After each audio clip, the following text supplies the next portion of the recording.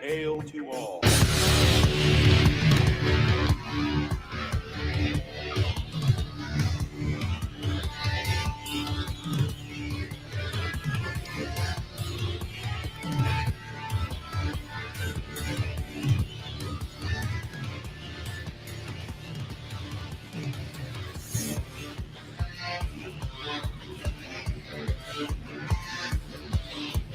Little blast from the past there. Old thumbnail from the Four Horsemen. Yeah.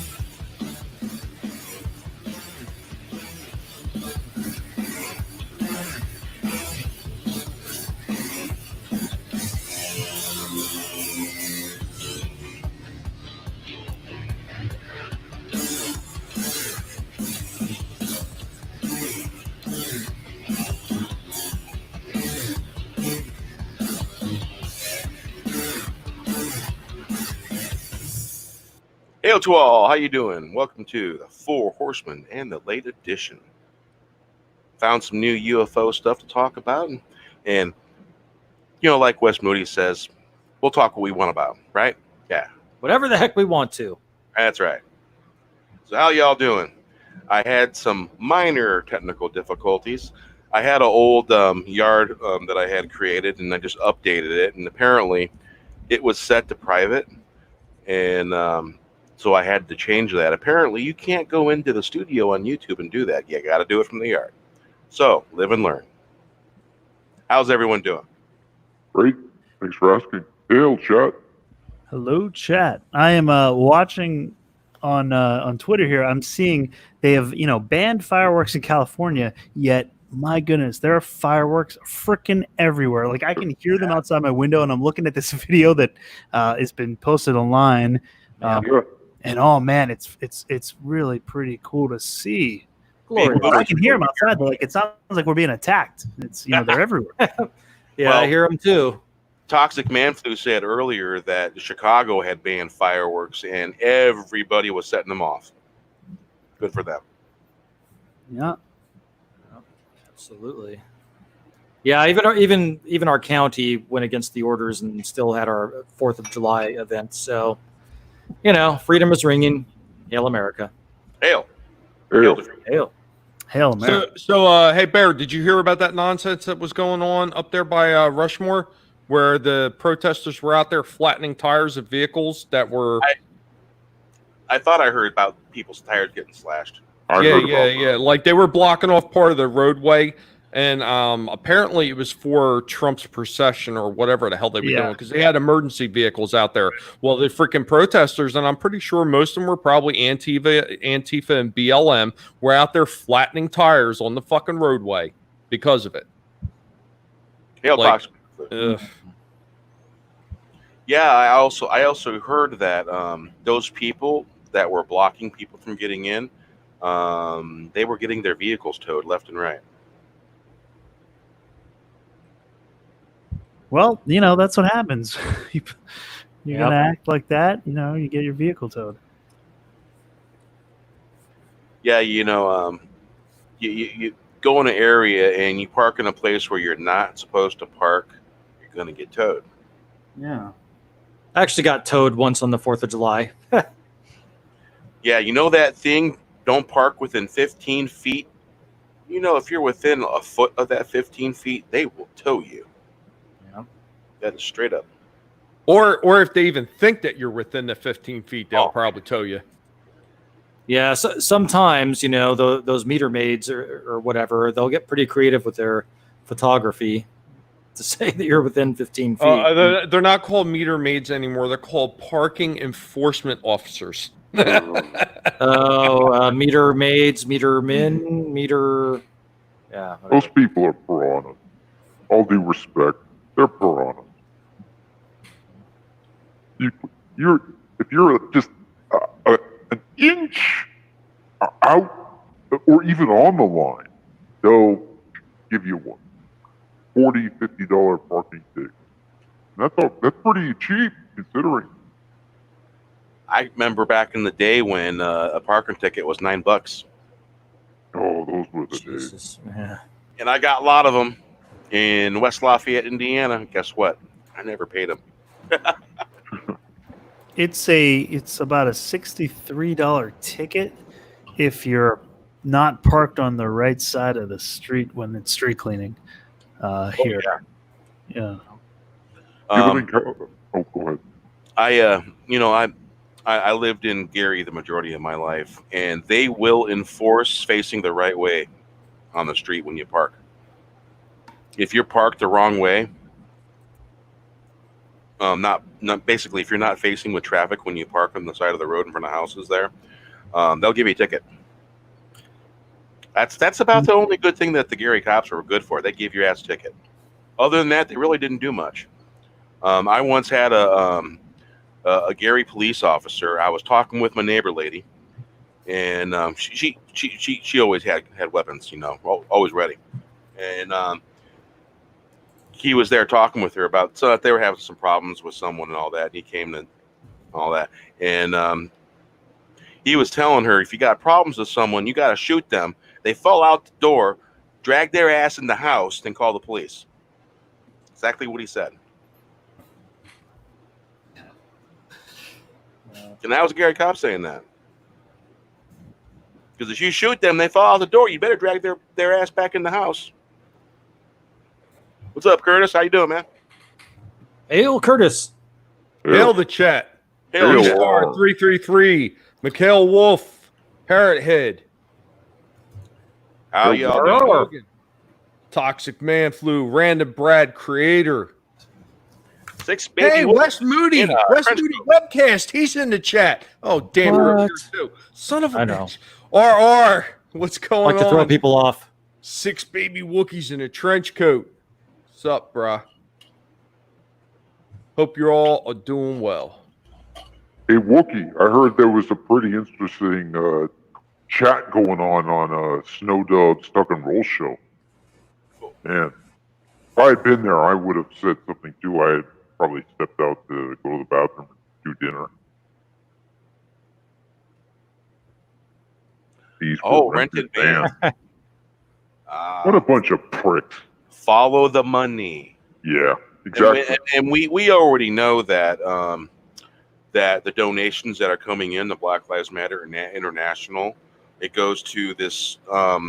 It tells you who the organization is, who you can donate to, and those donations, they go right into the Democratic Party, into their campaigns. Yep. What's up, Parrot Head? How you doing, man? Did you So, yeah. guys see ESPN sports reporter Marcellus Wiley rebut the idea to have Black Lives Matter painted on the NBA court? It was on ESPN, and a couple people showed it on Twitter. I retweeted it. I don't know if you guys saw it. His whole thing was, listen, I looked into Black Lives Matter, and they're anti-patriarchy, anti-father in the house, anti-family. And those are the things that the black community is struggling the most with. Black Lives Matter was established by these black lesbians who hate men. So, in and of itself, this is a harmful organization for the black community who is struggling with single-parent households and trying to rebuild the traditional nuclear family. And Marcellus was saying, as a father and a husband, that is my mission in life, and something I take so much pride and love in. So to support Black Lives Matter is something I just will not do. And I was really refreshed to see that. I didn't even know Black Lives Matter was started by four black lesbians. Neither did I know that they were anti-patriarchal, but I should have assumed so. Hey, Sentinel. Yeah. Did you see the one article that was actually posted? And I forget exactly who did the article, but I had shared it previously in a couple different chats where the co-founder of BLM actually came right out and said that their mission statement right now is not really about the black community. It's about removing Trump from office. That is what their total goal is. I didn't see that one, Tommy. I think I saw something where... I heard about that. Oh, okay. I just haven't seen it. There was one you might have retweeted of this black woman talking about their mission statement is strictly a Marxist mission statement. They want to remove the president and install a Marxist-based government. Yeah, not going to happen. Yeah, that will lead to very, very bad things. That'll lead to a not very good story, and yeah, that script will not be good. Yeah. I don't really care who they decide, what happens in their personal lives, but they just have to anytime you're anti anything, you kind of have to at some point kind of let people know what you're for. And I think they're, economically speaking, pro, not capitalism. So that's a bad thing. They're definitely anti-capitalism. I'm just waiting for one of them to come out and start a book burning. I mean, seriously. Well, they might as well just go full in. They might as well go full in. They get somebody dressed up like Cartman with the Hitler stash to sit up there and just talk trash all day long. I mean, they might as well just go full for it. Well, they're already trying to censor the movies, taking movies, banning movies, certain things from streaming services, having a disclaimer. I mean, it's like Fahrenheit 451, 2020. Absolutely. Yeah. It's insane that we're this far along where, like, Fahrenheit 451, which is a cautionary tale, is actually something that we have to possibly worry about becoming a reality. Yep. There's a reason why the founding fathers formed a democratic republic, because a true democracy, the mob would rule. That's why you have a democratic republic. That's why it works better. Yeah, that's right. Well, yeah, and if you want to go further into that, the way they had constructed it with the Senate, we don't have a Senate the way they had constructed it originally. The concept of dual sovereignty in the states were supposed to be the ones electing the senators, not the state legislature.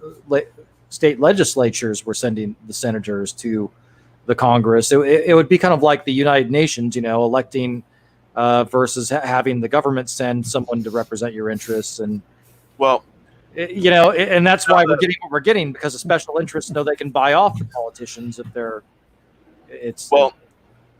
Do you want to know what the modern book burning is? Access media coming after our heroes.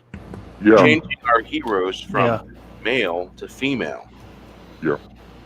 Or changing their gender, when they could create really kick-ass characters for those particular character types and those particular kinds of people. And I always quote this: Mercedes Lackey could teach them how to write any gender, any classification, because she writes about LGBTQ characters, and she's a great author.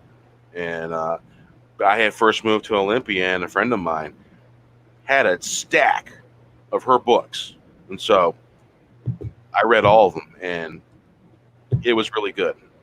Really good. And they need to take lessons from her. They need to read her stuff and learn how to write characters without signifying. Because Mercedes Lackey, she writes her characters and she don't signify at all. The way it's supposed to So be. basically, the modern book burning is them coming after. They came after Star Wars, and look what they did to Luke Skywalker. That's a type of book burning, And, Look what they did to the comic book industry. Yeah, single-handedly destroyed it, and that's why independent comics became a huge thing, and quite successful actually. Mm-hmm. So what the next things that are going to start happening is people are going to start making their own movies. Yep.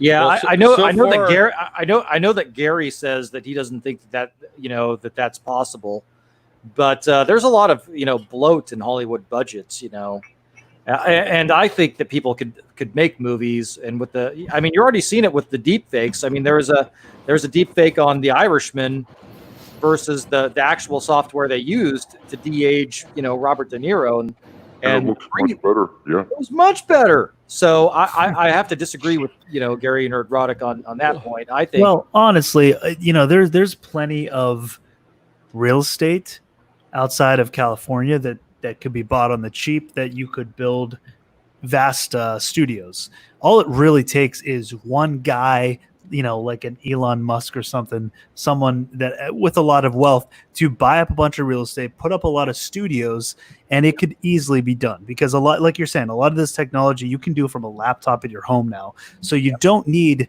you don't really need a lot of the studio space or office space. You just need the studio to kind of get the bigger effects, the sound stages, to build a bigger studio, bigger green screens to do more of the visual effects, the filming part of it. The post production can be done pretty much from anywhere.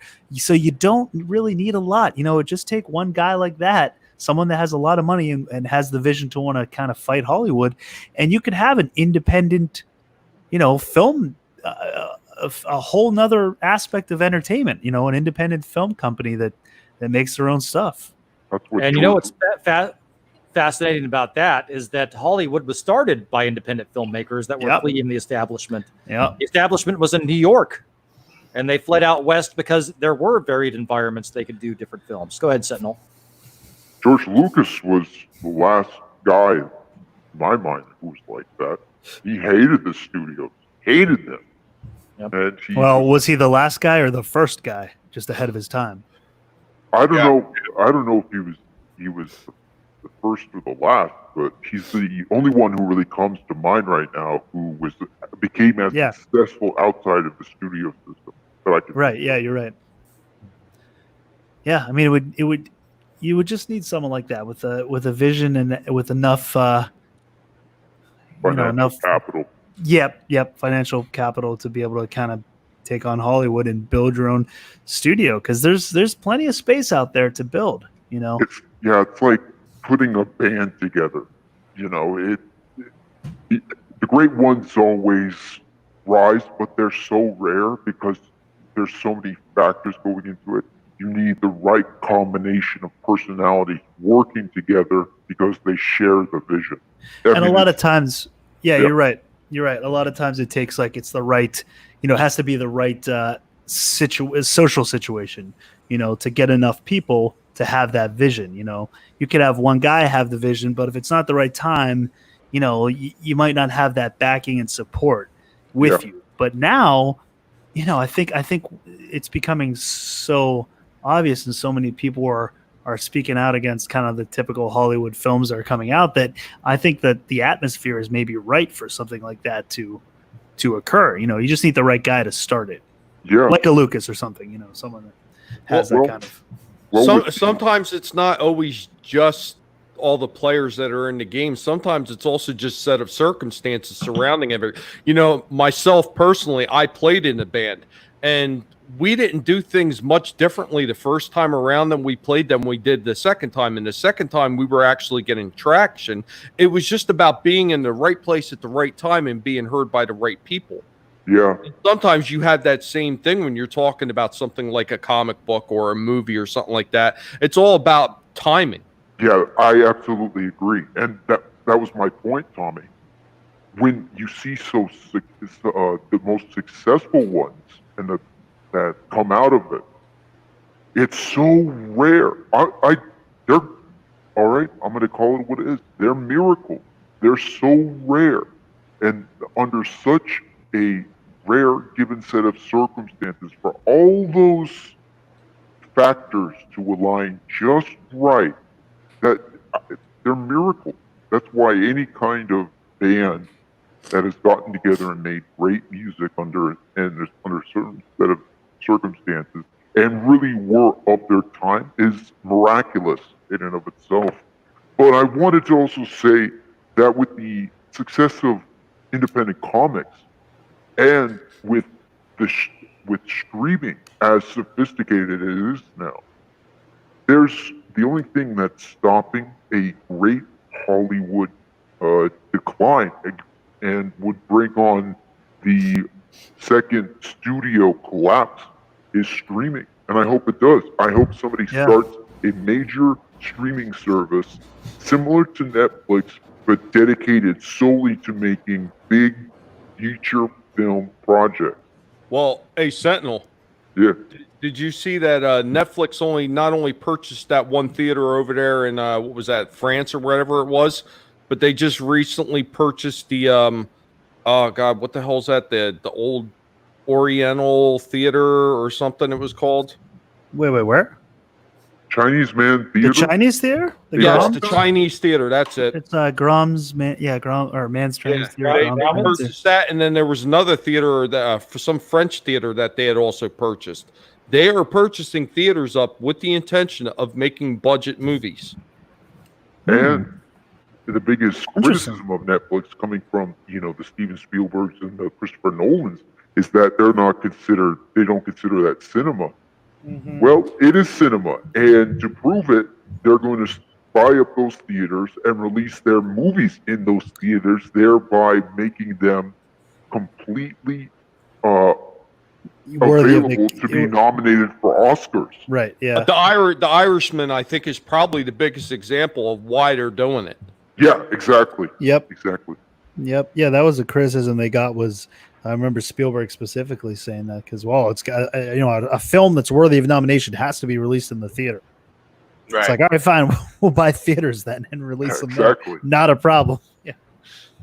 Yeah, I mean, it's, it wouldn't be, Netflix kind of, although they still are following more of the Hollywood guidelines, but, they do have the right idea of something like this, like an anti-establishment movement. They're just still more on the establishment side of things. But yeah, I could see it happening. It seems crazy and far out when you just talk about it. But when you start thinking about it, breaking it down and realizing that's, like you said, Wes, that's how Hollywood started in the first place. Nothing's that unrealistic these days. Look at where we're at in the world. Who would have thought that was a realistic thing? I don't think anything's impossible at this point. Well, I think a lot of these companies don't necessarily agree with the status quo that's coming out of Hollywood, but they just feel that they are compelled to capitulate to these people because they're afraid that it's going to negatively affect their platform. Yeah. I mean, I think it's gotten to that point where they feel like they're being terrorized by these people, and they have no other choice but to capitulate to their whims. Yeah, that's a very valid point. They Well, don't realize that they have the power. See, they don't realize that they have the power to just ignore them. There's the thing. You have all the power in the world to say, fuck you, you don't matter. You're not who we're selling to. We're selling to the casual American film goer. We don't give a goddamn what 1% of a 1% of a 1% wants, because it's counterproductive to making money. Well, Nobody wants what you're selling. And I think that's why, like, the Fandom Menace is so important, because it's spoken out against that narrative, and it said, hey, there's an audience here. There's people here that agree with you and will pay for good stuff. I think for a long time, you are intimidated by the big Hollywood studios, and there are threats and we'll shut you down and all this, and they feel like, well, we got to conform to their way of thinking, or we don't have an audience. But I think more recently, especially with like the Snyder Cut stuff, regardless of however you feel about it, just the fact that it shows like a win to the fandom, the more things like that occur, I think it'll be more evident to maybe a future creator of an outside studio that gives them a little more confidence, saying, okay, there is a fan group here, there is a fan base here, they will watch this stuff. We don't have to conform. We don't have to worry about losing our fan base because Hollywood's going to take it away. Like, there's already a counter movement away from Hollywood that's there, and that's ripe for a new studio to pop up. Yeah, well, corporations like Disney, they love doing that, because they will cut off their nose to spite their face. They just don't give a shit. It's all for the agenda push, and everything for what they feel that they have to push to appease this very vocal minority of people who want to see all this shit burn to the ground. I was going to say that, you guys remember New Line Cinema? Yeah. Oh, yeah. The small studio system? That studio was started by Bob Shea in the late 60s. And he started it as a distribution for sleazy B movies. And he really wanted to get more into making it a feature Hollywood movie studio. And what was stopping him was he needed to have something original that would be a big success, and he got that when he co-financed. Not co-financed. I think he financed all of A Nightmare on Elm Street. The New Line Cinema was built by the Nightmare on Elm Street film franchise. The only thing I believe stopping a major new live stream studio, as it will, is it needs its own Nightmare on Elm Street. It needs something that it can, capture lightning in a bottle and get the movie-going masses to get behind it and make it successful. Because once that happens, it opens the door for more properties to be produced by that same streaming studio. I'm going to coin the term streaming studio. Streaming studio, that's good. I like it. Streaming studio. There you go. Well, Sentinel, I mean, what was that? Was that New Line Cinema that was bought out, or was New Line Cinema was bought out by Warner Brothers, unfortunately. Right, and that's how they were able to have Freddy Krueger and Jason in a movie together. No, that was New Line Cinema bought the Friday the 13th franchise. Okay, that's what I was. That's what I thought, that they bought something out, but I wasn't sure. Yeah, okay.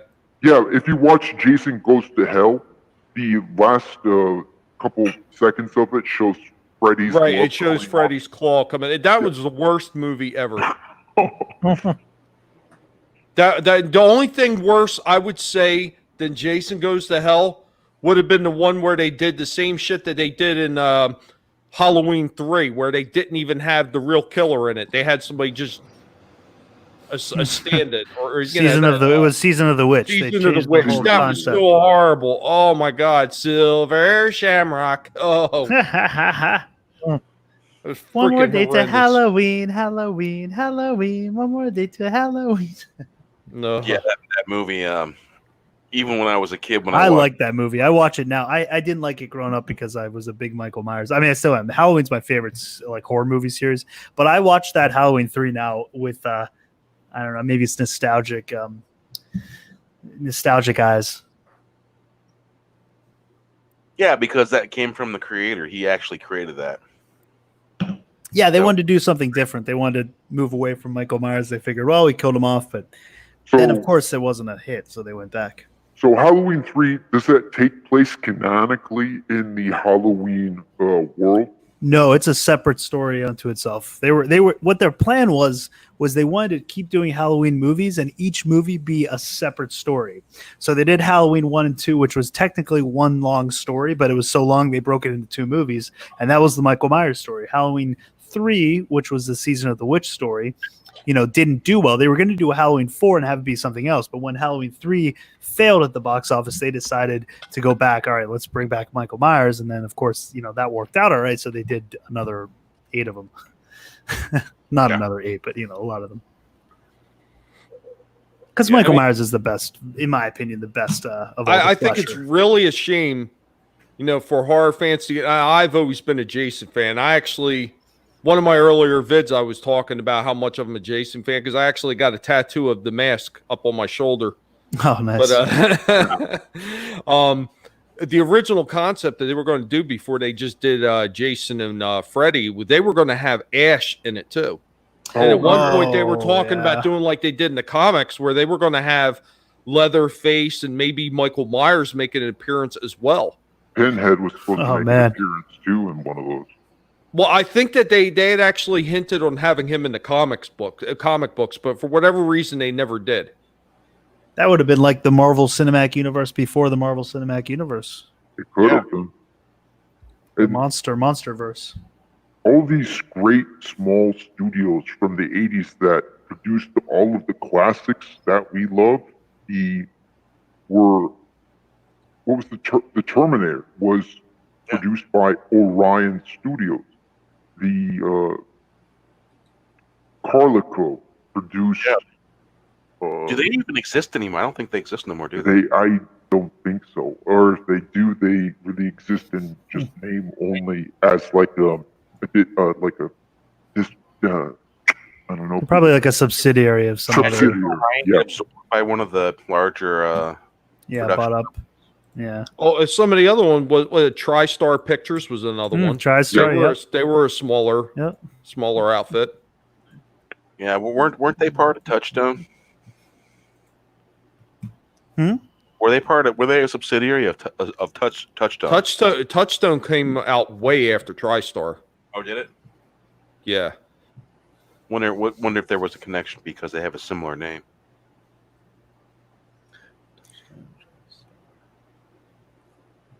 I actually preferred Freddy. That was my horror flick that I liked. Same. Welcome to prime time, bitch. Yes, Freddy. Yeah, he had all the funny lines. Yeah. He had the best lines. There was some dreadfully horrific moments, but along with some very morbid humor. That's what. Yeah, a lot of morbid humor. That's what I loved about Freddy. He was the morbid humor. You got a little bit of the morbid humor with Jason, but because Jason never says anything, it had to be communicated physically. Yes. So yes.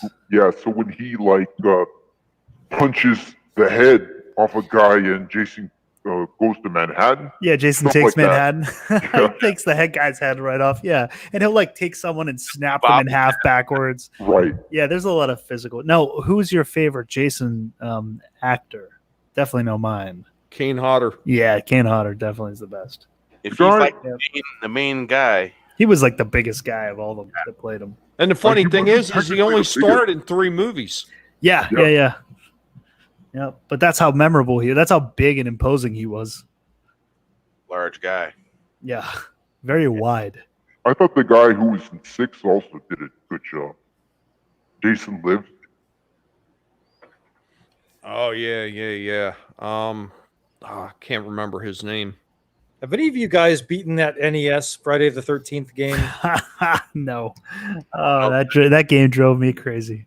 Yeah, man, it's weird. You got to go from the campsites to the campsites. So tough. Yeah, it would flip the map backwards, and then Yeah. you got, down was up and up was down. And Oh my God. Six nowhere. Wookiees in a trench coat talking about Clive Barker. You want to talk about some of Clive Barker's best stuff? And I really don't care. I think Nightbreed was some of his best work. I've heard that was really good stuff. That was you've never seen supposed that to be one? made into more. There was some. Clive Barker, I just recently heard, wrote Nightbreed to be a much bigger world to be spun off into multiple stories than any of his Hellbound Heart stuff was. Hey, who was the writer for Kolchak? The Night Stalker.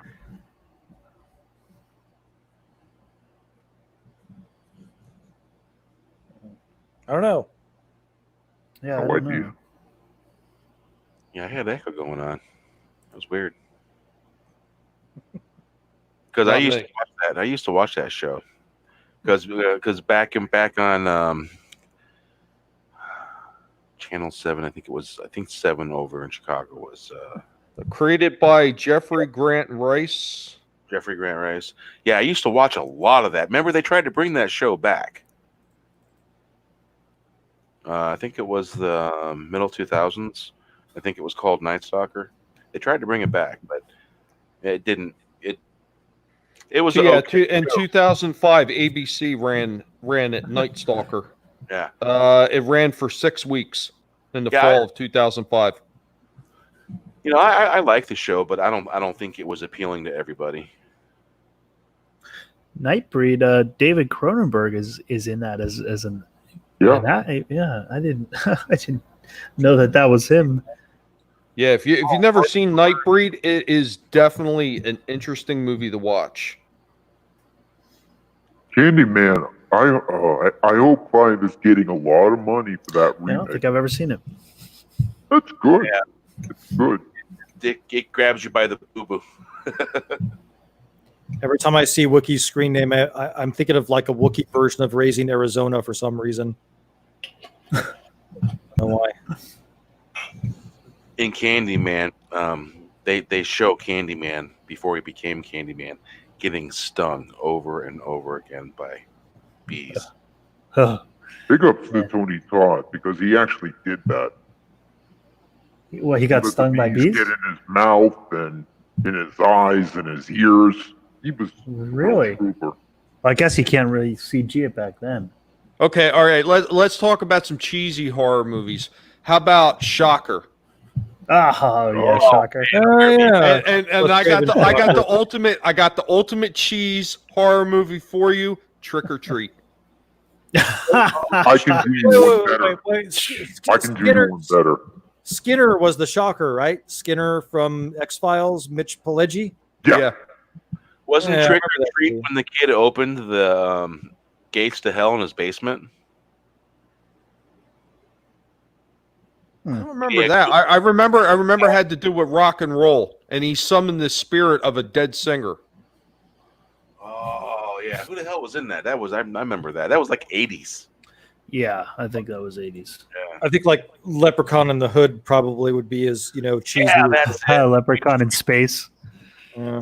Leprechaun in the Sentinel, Hood. you said you had one even cheesier? Yeah. Night of the Demon. Oh God, I remember that. Night of the Demon. I don't think I've seen that one. How about Creepers? That too. Yeah, With the well, I little, like little Creepers. black slugs? Yeah, the little I like Creepers though. Night of the Demon. Night of the Demons? Let's see here. Night of the Demon. Yeah. Okay, no, Brianna 1988. Quigley. Yeah. Silent Night, Deadly Night? That I wouldn't call that cheesy because the premise is just pretty disturbing. I think the execution kind of made it cheesy. I don't know. That exactly. Oh, or Sleepaway Camp was another one. They had a great premise behind it, but the way it was shot was pretty low budget. Yeah. That was What the about Crying what about Game before Hell the Night? Crying Game. Hell Knight, yeah. You ever see Hell Knight? I never saw that one. Oh, it's like 1981. It's an early one, but that's a fun one. Ooh, you know what's a good one that came out? Chopping Mall. Oh, that, yeah. There you go. Shopping Mall. You know, it got me thinking 1981. Have you guys seen The Burning slasher film? No, The Burning. The Burning. It's really, really good. Good slasher. I think My wife is an axe murderer.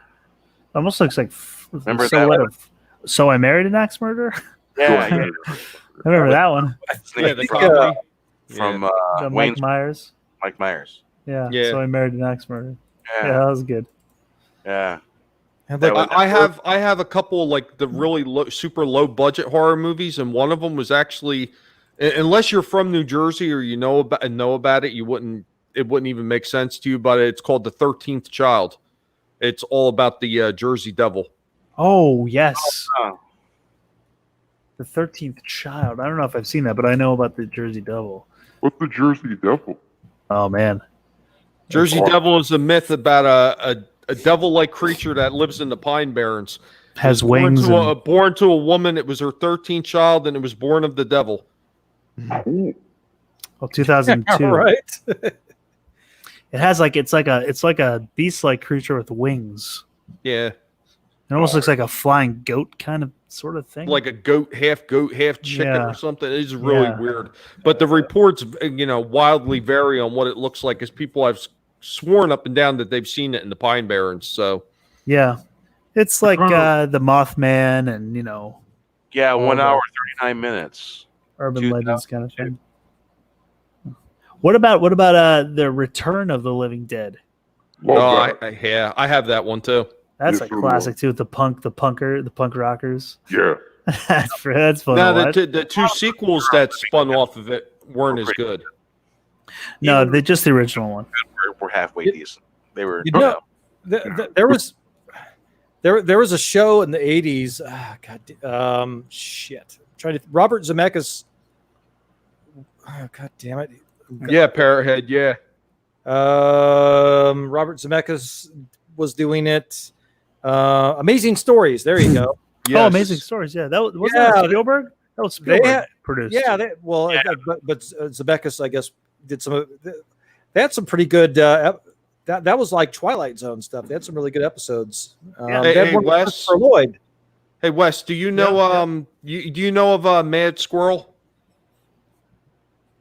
I don't think so. Oh, Bear knows who Yeah, Mad Jack Squirrel is, Frost. right? Bear? Yeah. You know Mad Squirrel, right? Yeah, it's been a while since I've seen her around. Yeah, okay. Well, Mad Squirrel on her channel, she actually did a whole bunch of breakdowns on some of those episodes from Amazing Stories, and it's like a really good nostalgia trip. So, Huh. I'll have to check it out. Yeah, I'm not Yeah, I sure. remember. It's been like 3 months since I watched that Amazing Stories. Oh And- man, there's one where they're lowering stuff down into the well, and they're giving food to the creatures that live in the well, and then somebody falls down the well, and the creatures are like, "Thanks for the food," and it was a person. Holy shit, man! What they're bringing? Did they bring it back? Amazing Stories? Aren't they bringing it back or brought it back? I don't know. I think Well, they have. no, I think they have a new version of it. You know how I So- found it? You know how I found it? I was looking at Dan Aykroyd's movie list and going down near the it was like 81, I think, when that came out. He played the werewolf, remember? And they were little short stories pieced together. I think it was more mid 80s, mid to Wait, Amazing Stories or something else? yeah. I think it was Amazing Stories because Dan Amazing Aykroyd was Stories, I think, was after Back to the Future. Because Yeah, I that's- think it was mid to late 80s. 6, Yeah, that's when they got the green Spielberg was light. already established at that point. 80 something, 89. Oh, yeah. Oh, Killer Clowns from Outer Space is great. Yeah, Oh, they had a all right, how really about good this one? with Christopher Lloyd? I saw He was, Deathgasm. Saturday the 14th. I have never seen that. Don't remember. Saturday the 14th. That's funny. That's supposed to have a synonymous ring, right? If the 13th was bad, wait till the 14th. That's exactly what the title to the movie was, because I actually did an earlier video on it talking about that one. The day after. That's funny. Yeah, Deathgasm. Have you guys seen that? That's a pretty random. Brad said that's a pretty funny. It's like black metal dudes who summon this ancient evil entity to like make them into this great black metal band. It's pretty. Wow. It's pretty funny. Yeah, Killer Clowns from Outer Space. That's a classic one. Yeah, a lot of those. It's been like years since I've seen any of those. Been a day. Yeah, the Evil Dead and Evil Dead 2. I What'd you actually think of the still have the remake? DVDs of those, and I have the special limited edition ones where the cover for the DVDs is actually the Necronomicon books. Oh yeah, Unfortunately, I've seen that. That's cool. they're done in foam with latex they're, like, around spongy. them. Yeah, so they're like degrading, and I'm not really sure how to restore them. Yeah. Yeah, they are cool covers though. Wookie, Encino Man is Brendan Fraser's best performance, and I'll tell you why. How the hell could the screenwriter tell him how to perform like a caveman? The mannerisms, the lack of any kind of vocal communication except grunts. Hail subhuman That- before. Very underrated role, and from an acting perspective, that was really quite hard. I mean, they were, They probably said like kind of mimic what a monkey would maybe be like. You know, like a that's a good point. intelligent monkey probably would be the closest thing to like a caveman's. Was I don't know. Pauly That's what I Shore would. in that? Like, Yes, he yeah. was. Oh, okay. Well, wait, was Brendan Fraser in Biodome? No, that was Pauly Shore and and Adam. one of the bald ones. Yeah. Yeah. I don't know. Brendan Fraser was also in Airheads. Oh yeah. Yes, I love Airheads. me That's too. that's a That good was- movie. Kind of the last. Wait, was Dan Aykroyd involved in Airheads too? I thought he No. was. No. Yeah, No. wait, see it. It's Joe Montana, Judd Nelson. Michael McKean. They were Michael McKean. They were like the older guys in the movie. Adam and then it was Sandler. Adam Sandler, Brendan Fraser, and Steve Buscemi were the three. The Lone Rangers. Chris, How can you be Chris, lone if there's Chris three of you? McFarley. Yeah, Chris Farley. Oh yeah, Farley. That's right. He was the cop. Yeah. Oh, Kramer was in and- that also. Ah, shit. What the hell was... Damn, why am I blanking on his name? The dude that was in Ghostbusters. Ernie Hudson. Yes. Yeah, he's in that too. He plays a cop too. That's right. Oh, and Michael Richards, Kramer. Yeah. Yes. Yeah, because he was up in the ductwork. I Yep. was editor of the school newspaper. I was edited in the school. Lemmy. That's right. Yeah. Lemmy's in it. Who's better, Lemmy or God? Trick question. Lemmy is God. Great. It was like a David Lee Roth or Sammy Hagar. I don't know, Sammy. Wrong. Oh, come on. He had some great hits. Oh, Harold Ramis. Harold Ramis says I think he's the one who says the Sammy Hagar, David Lee Roth. I think it's to Harold Ramis. Yeah, He's trying to like he's the negotiator who's trying to like, get in undercover. He's the And that's how they test him to see if he like really knows his stuff. Is they ask him to Pumpkinhead. Sammy Hagar. That Leprechaun. Daily Roth. Oh, I hated Leprechaun. Oh, Pumpkin. You know what? I like Pumpkinhead. Pumpkinhead is freaky as shit, and I like Pumpkinhead. There's another one I have. It's Ghoulies, pretty. It's pretty unknown for the most part. It's called Scarecrow. Oh, I've seen Scarecrow as well. Yeah. I remember that. Tremors. Tremors is good. Oh man, Tremors. Kevin Bacon. Yeah. Maximum Overdrive. Maximum Overdrive. yes. Oh yeah. Very good Yeah. one. Great soundtrack on that. Yeah. And there were so many great classic movies of the 80s and in the early 90s that they just don't take chances on movies like this anymore. Like, think of this. Name one movie that's like any of these that's been made in the last 10 years. Nope.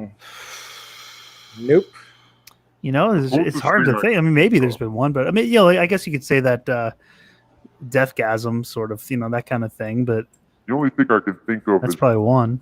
American Mary by the Soska sisters. I haven't seen that. Oh, hey, Bear, you brought that up. Children of the Corn, yeah. God damn it. I don't know if I sent you that picture or not. I seen it. Oh, did send it to you, the Transformer one? Well, a couple of days ago, one of the other chats, someone was saying that it sold out, and the Transformer version sold out in 30 seconds.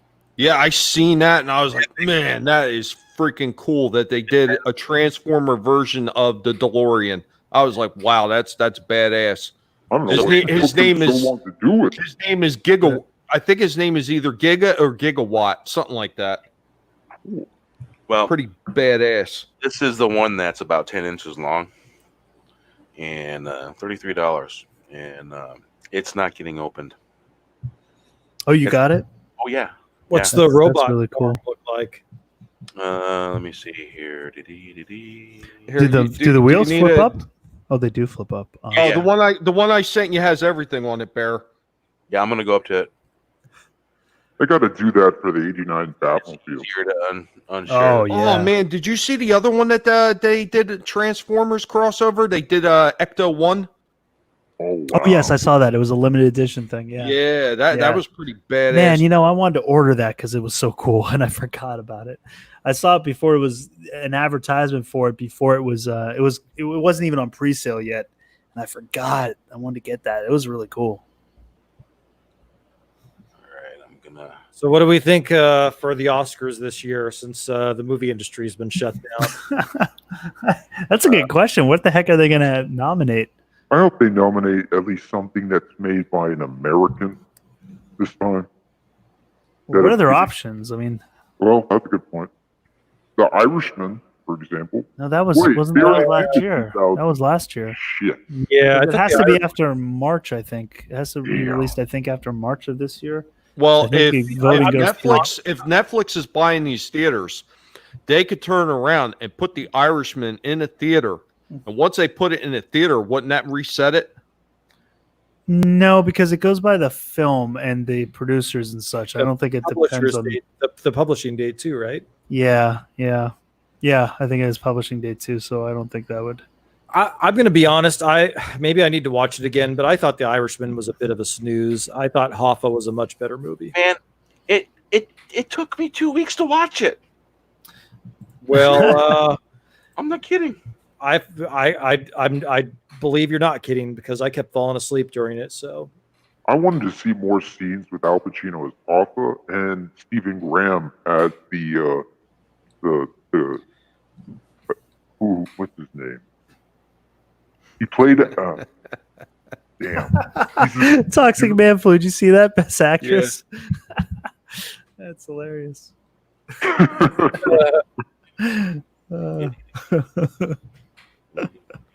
But yeah, Irishman is a bit of That a cemetery is great. Phantasm. Oh, did you guys ever see? Oh God. Oh wait, hold on. What's the title of it? It's the Kiss movie. It's something with the Kiss versus the Phantom of the Kiss Park. the Phantom in the Park. Phantom of the Park. Yeah, Phantom of the Park. Yeah, you guys remember that one? Yeah. That's got to be in like the top. And I'm a huge Kiss fan, but that's got to be one of the top worst movies. You know, I always hated Kiss.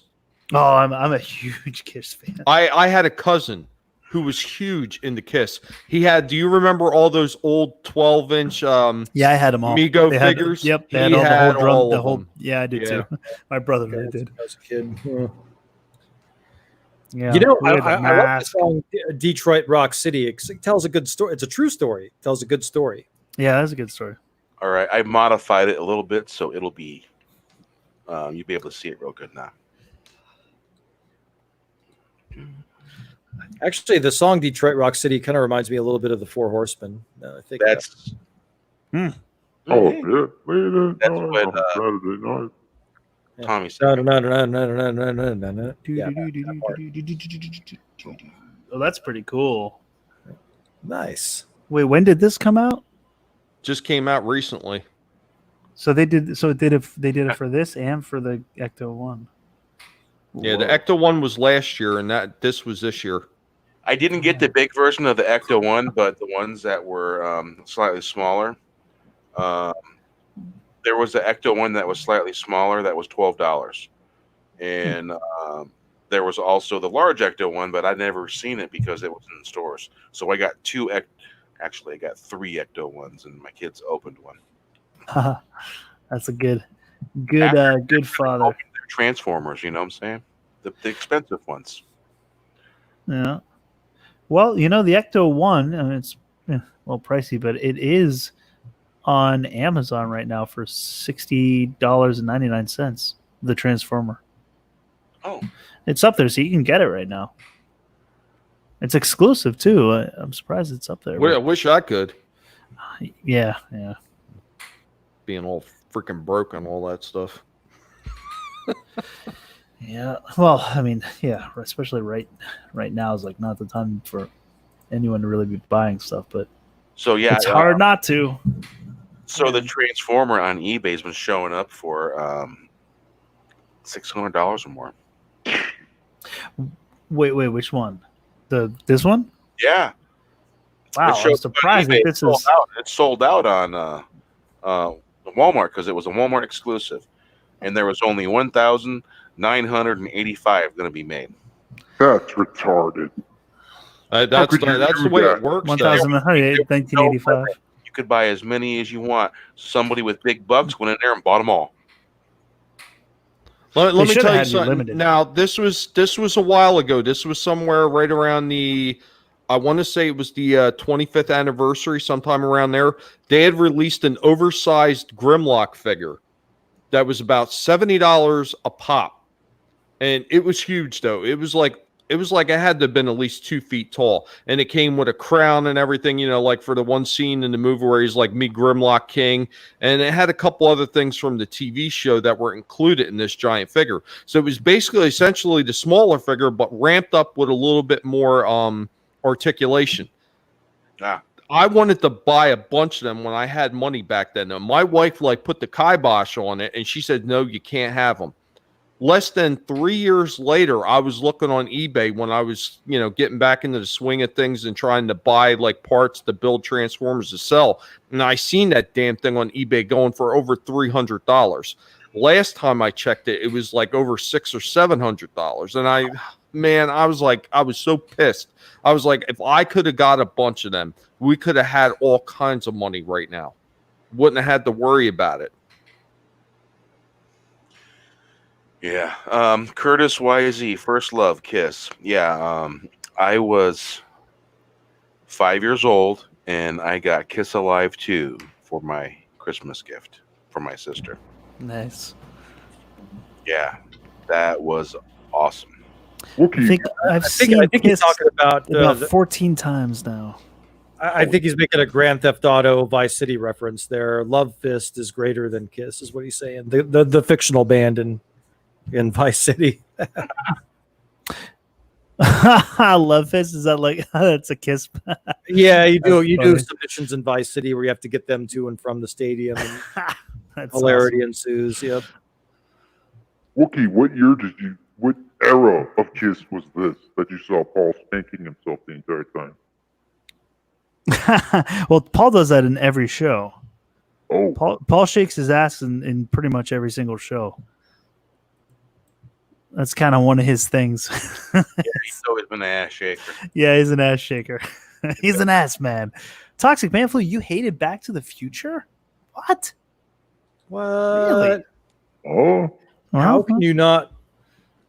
I mean, I get that I'm a skeptic on universal acclamation of any property myself, but man, Back to the Future, that is about as close to perfect as you get telling a story, I thought. Yeah. The original anyway. Yeah, but I'd agree. I think so.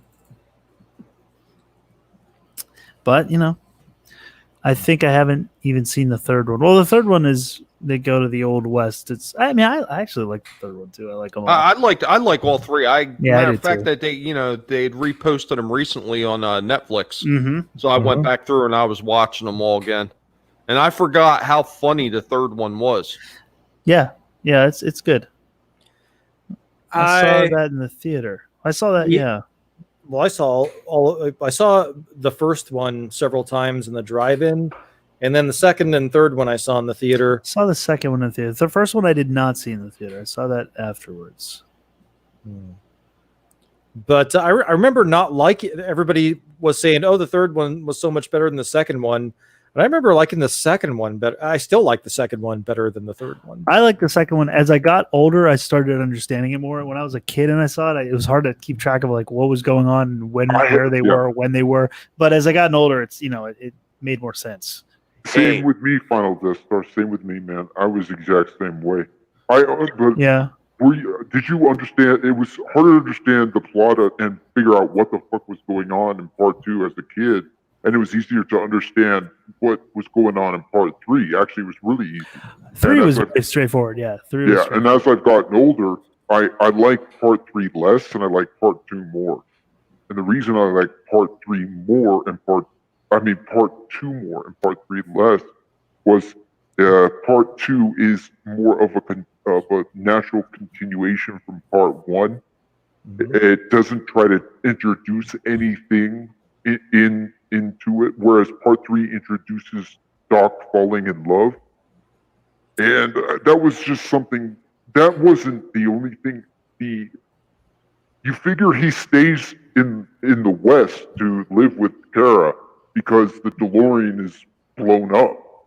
And so the ability to build a time machine using technology from that time, I felt was a jumping the shark at the end of the film, and it kind of ruined. Right, because it's like how would you get the circuitry of a flux capacitor to work back then? Exactly. Yeah. What up, Mando Merc? Well, and what's up, Mando? Hail, Mando. Here's another thing that was a little weird. They cast Mary Steenburgen as his love interest, and Mary Steenburgen was in Time After Time. That's a great film. That's a great film. And they didn't say that they cast her because she was in Time After Time, but it's a very similar plot if you think about it. Yeah, it is. It's pretty funny. I hadn't even thought about that before, but you're right. It is very similar. Well, most of us here are pretty much in the same age range. So I want to test you guys on this one. How many of you remember Blake Edwards, SOB? Blake Edwards, SOB? Blake Edwards, SOB. Trying to no bell on that one. Have you guys seen this yet? Was that filmed with night vision? But more than likely. See, I'm told. I've been told that if you do stargazing and you do it with night vision, what the hell is that? Is that a cloud? Oh, this is like this supposed to be this. Yeah, if you do night vision, you can see all kinds of stuff floating around that you wouldn't see with the naked eye.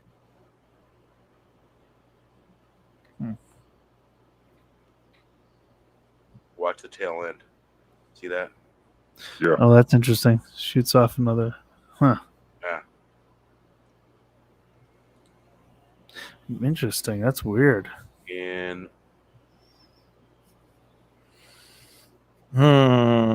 Alien Force. Well, they're spaced perfectly apart, and that's interesting. They're playing asteroids. Let's see. Yeah. This was June 30.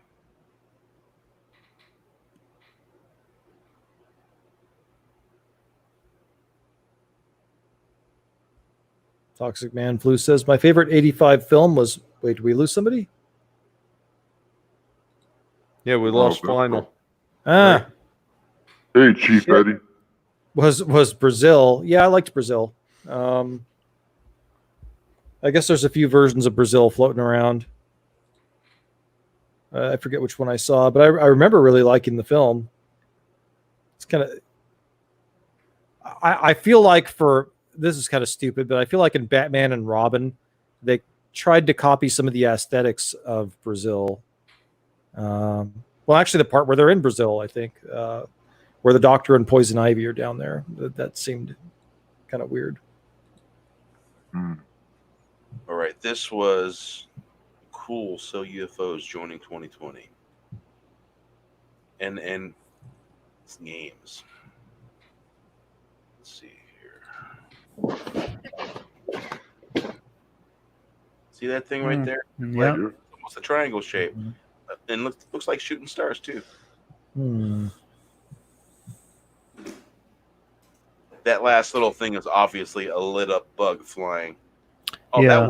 that was weird. Did you see that? Yeah. It's tough to say what that is, but I did see something at the bottom of the screen there. Yeah, there it was. Zoom. Yep. Yeah, That was a bug. But Yeah. that right. fire up. The other ones are above the rooftop, so you think if they were bugs, they wouldn't really be that Right. evident on the. Yeah, and then Yeah, the light we see that bug. that's right a bug right there. Yeah. Oh, okay. But the ones above the house there, that's weird because there. that's farther away. They shouldn't be that big. The guy that right there. Yep. A triangular shaped dark shadow. Yeah, that's that's very odd. Yeah. Plus, Where was it? Does it say where this was? let me see. Oh, California. I was gonna say it looks like a California rooftop, like the architecture. Yeah. Stockton, California. Guy below answers. Yeah. Stockton, that's a couple hours away. It's not too far. I think my favorite movie of 1985 is probably Commando, or that, or Rambo 2. Oh, Rambo 2. Yeah. Now- I think it's still Back to the Future for me. 84, I think the chat was talking about probably Buckaroo Banzai. I would. Favorite? Buckaroo Banzai is a 84? cool movie, but I'd have to say Ghostbusters for 84. Oh, shit. Ghostbusters came out in that? Okay, yeah. Anything on Yeah, there? I mean, if you're talking cult classic versus mainstream, yeah. Yeah. We're going to say favorite film of 84. I got to go with the Terminator. I guess originally they were going to cast John Lithgow as Doc Brown because Oh, Buckaroo Banzai? of Wow. Buckaroo Banzai. That's cool. Wow. I can see him as that. I mean, Christopher Lloyd's perfect, but John Leguizamo, he'd be a good Doc Brown too. Yep. He's Well, got that same kind of energy. Yeah. Yeah. Kind of quirky, offbeat. Yeah, you could totally have seen that with when he was starring on that sitcom Third Rock Up from the Sun. Yep, Third Rock from the Sun. He was very much kind of that role. Yeah.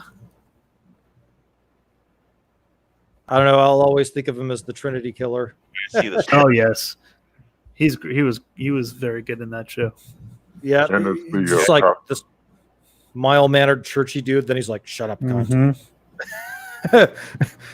And even Dexter's like, time. No? what, Arthur? That was the second time he played a mild-mannered churchy dude. So what do you guys think of that? Footloose. Footloose. Oh, Footloose. Footloose? Yeah. Oh, yeah. He was the Reverend. Oh, damn, he was the father. Reverend in Footloose. Yeah. Shit. Oh, that's Chief Eddie. crazy. That is crazy. What's up, Chief? Hail, Chief. Hail to the chief. Hey, hey.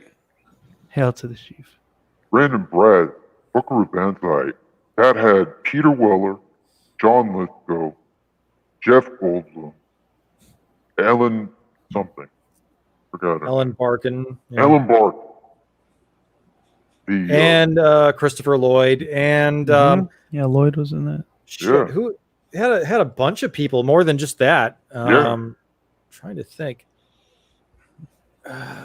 One of the creepy alien dudes.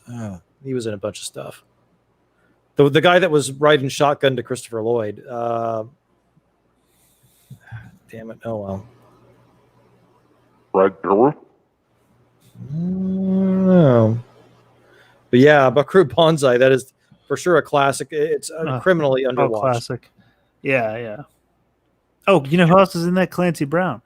This was featuring Yeah. Highlander. Yeah, he was in that too.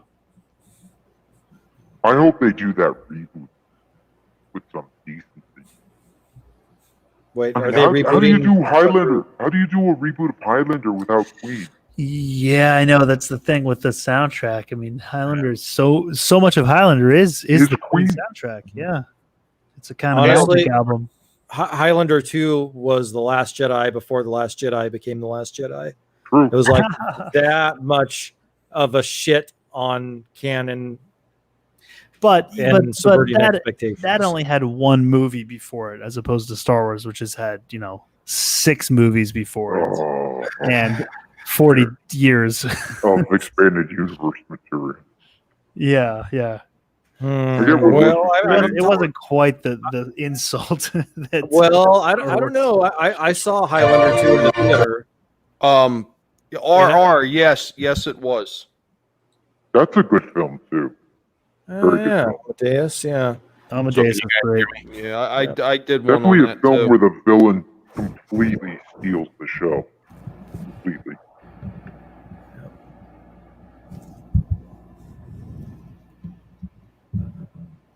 Oh, Yeah. Ewoks Battle of Endor. Yeah, the Battle for Endor. Ewok movie. The first Ewok movie. And then there was Caravan of Courage was the second one. I saw the Battle for Endor in the theater. I remember that. Or my dad did particularly. There's another one of those comedy movies that I wish I can get a new copy of. Is Dragnet. Yeah. The 80s movie Dragnet? Yeah, 87 one with That who should be a classic right there. Who was in especially that? Dan Aykroyd, Tom Hanks, Dan Aykroyd, Christopher and Tom Plummer. Hanks. Christopher Plummer was the evil reverend / the pagan leader / Christopher Plummer, reverend. Yeah. Dan Aykroyd, Tom Hanks. Yeah, that's a good one too. Yeah, well, it's really interesting considering everything that's going on that they made that movie and who's in it. Oh, that's a good. Yeah, wow. Very interesting. It really is. Yep. Best film of '86. What do you guys thought? Best film '86. I gotta look up all the films. The Fly, the Cronenberg Fly movie. Goldblum. Yeah. I have to go with Lethal Weapon. Yeah, Lethal Weapon's up there. Top Gun, Ferris Bueller. Oh, Top Gun. Shit. All right, I changed it to Top Gun. Ferris Bueller's Day Fly, Off. I don't know, man. That was a good. Aliens. The Fly, picked you up Aliens. and slammed you down, and it was just like it was a good story. It was intense, very intense, but very good. Ferris Bueller's Day Off. Yeah, Ferris Bueller's Day Off is up there. So Pretty in Pink was also that year. I have a hard copy of that. For some reason, Pretty in Pink and Ferris Bueller both came out in '86. Big Trouble in Little For some China reason, also I came out in associate those with '86. like early '80s for some reason. I don't know why. No, the Hughes movies are pretty much mid '80s. Three Amigos. Oh, The Money Pit. Three Amigos. Hoosiers. The Money Pit. I love The Money Pit too. Money Pit's That good was too. hilarious. Maximum Overdrive came out that year.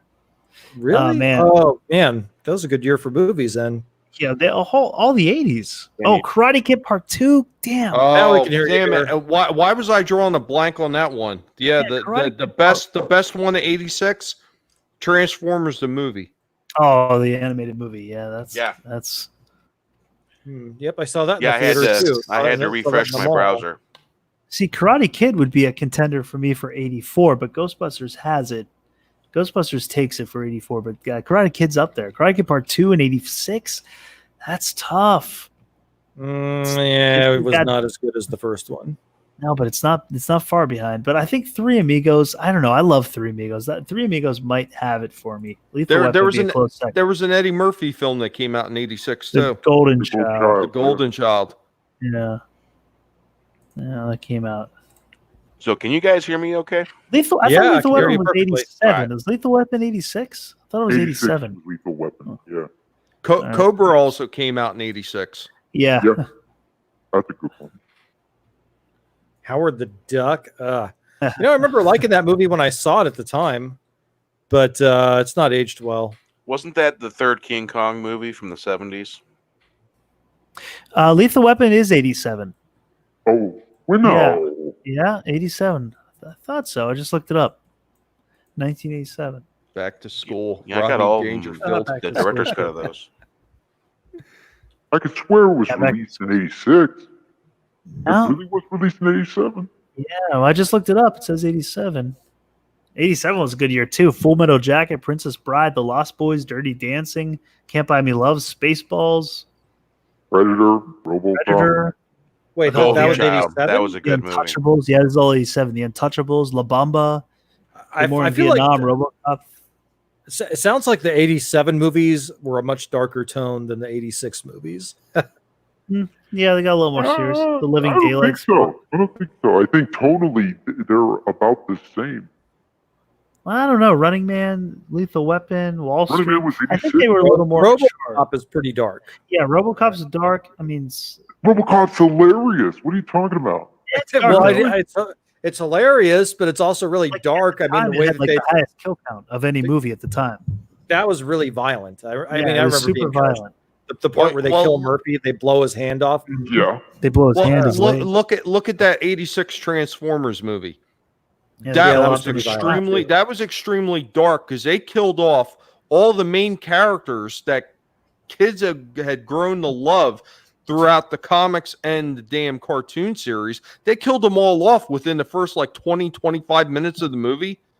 True, and they were quite graphic about it too. You could see like Mm-hmm. their eyes turning black and smoke coming out of their mouths, and yeah, it was pretty graphic. You're right. I mean, the G.I. Joe movie too. They killed Duke. Yeah, and then they explained Well, it away later on and said that he was supposed to just in a coma. Yeah, They're supposed they to kill retconned Duke. that. Bear, I don't know if we can hear you talk. Bear, are you talking? Can you hear me? Then- Yeah, I can hear now you. we can hear you. Yeah, I was having some problems earlier. I had to refresh my browser. Masters Oh, of the it Universe was 87. Itchy- Inner Space. Itchy Baka just shared something that's kind of disturbing. Yeah. Apparently, there's armed members of a newly formed black militia Oh, I saw called that. I saw that. NFAC. Yeah. Walked down a road in Stone Oh. Mountain near Atlanta, threatening white motorists. I I'm I your worst thought nightmare, of a bro. movie. I thought of a movie. You said earlier about any kind of movies that were made recently that were really they took a chance. Yeah, right. Dolomite. I haven't seen that. Oh, No, it's on I Netflix. think yeah, it's a Netflix. I'm pretty sure that's a Netflix exclusive. I thought that one actually really took a chance with the whole like blaxploitation aspect to it. I thought that they really took a big chance with that one. Okay. Yeah, it made me watch the original. Whatever that they were was. Wait, was it called Dolomite? The actual movie? Yeah, I'm seeing one from 1975 here called Dolomite. Mhm. Okay, yeah, maybe rewatch the original, and I actually preferred the original. I got to say, and it wasn't as cheesy and as bad as they made it out to be either.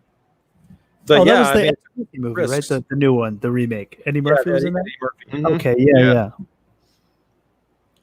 Dude, I made a video, my highest viewed video by far for like an overnight viewing was when I did a video when that was coming out, and Eddie Murphy had returned to Saturday Night Live. I got like 1,200 views on that video. I couldn't Yeah. believe it. He That's was back when I had like 30 subs too. wow. Yeah, that's good. Yeah. I thought he was pretty good on Saturday Night Live. I never watch Saturday Night Live anymore, but I watched it for that, and I thought he was pretty good. So Yeah, He so just I- redid all of his classic characters. I had a You know what? I had a Mr. thought about something. And what do you guys think about this? Somebody should reach out to Ricky Gervais and tell him that maybe he should start a YouTube channel. Oh That would man, be Yeah, But his that would be outspoken great. attitude against Hollywood, it would be absolutely Sweet. hilarious. Oh my Oh, gosh, God. that would be great.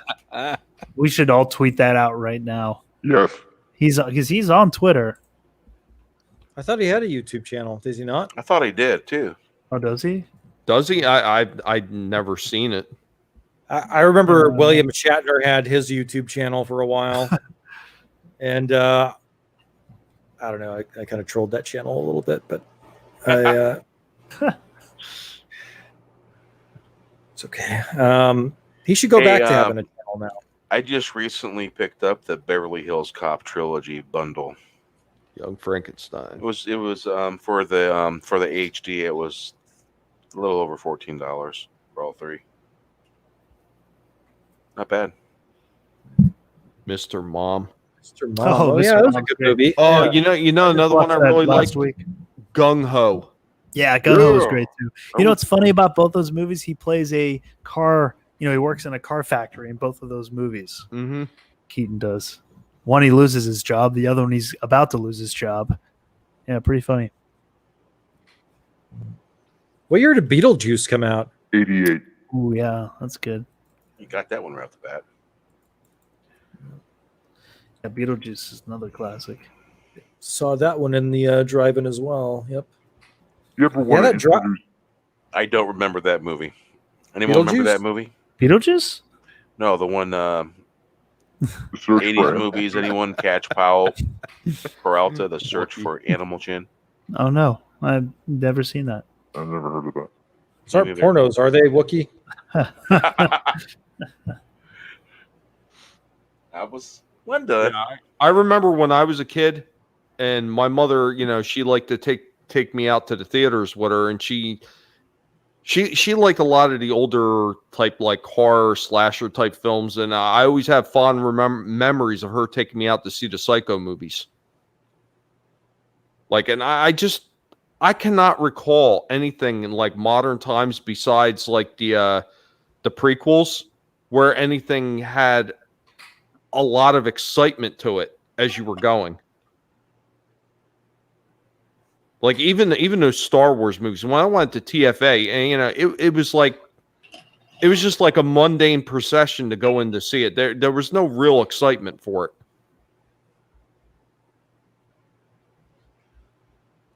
I was excited at first.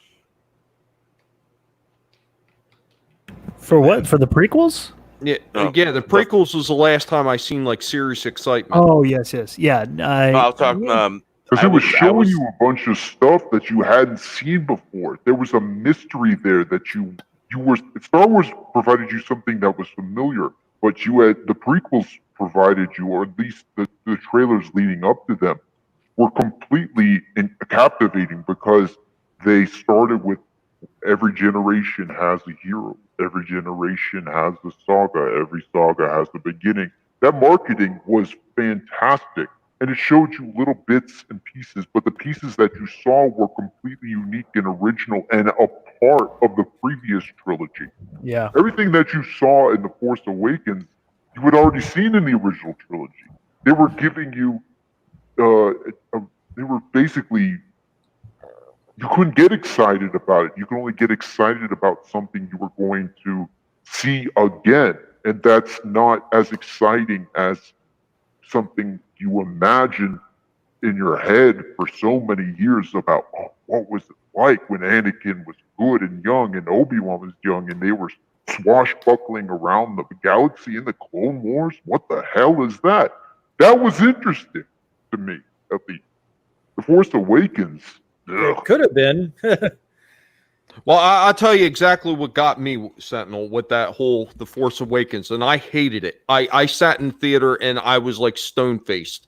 I left the theater disgusted and confused over what I'd seen because everything leading up to it, what they were showing, it made it seem like they were going with the original EU, with like they were going to tell the story of Jason and Jaina. But then they mixed in Luke Skywalker's son's name with, but what should have been Ben Skywalker. Exactly. Instead it's Ben Solo. And they did this conglomeration of all the EU stories, but they mixed it up and they spit it out in a whole new way and say, we're all original. No, you're not. You rip-off artist. You just stole everything that was already there, repackaged, repurposed it, and then claimed it was something new after you sit there and you condemn the EU. And saying, oh, well, it's just legends now. It don't matter.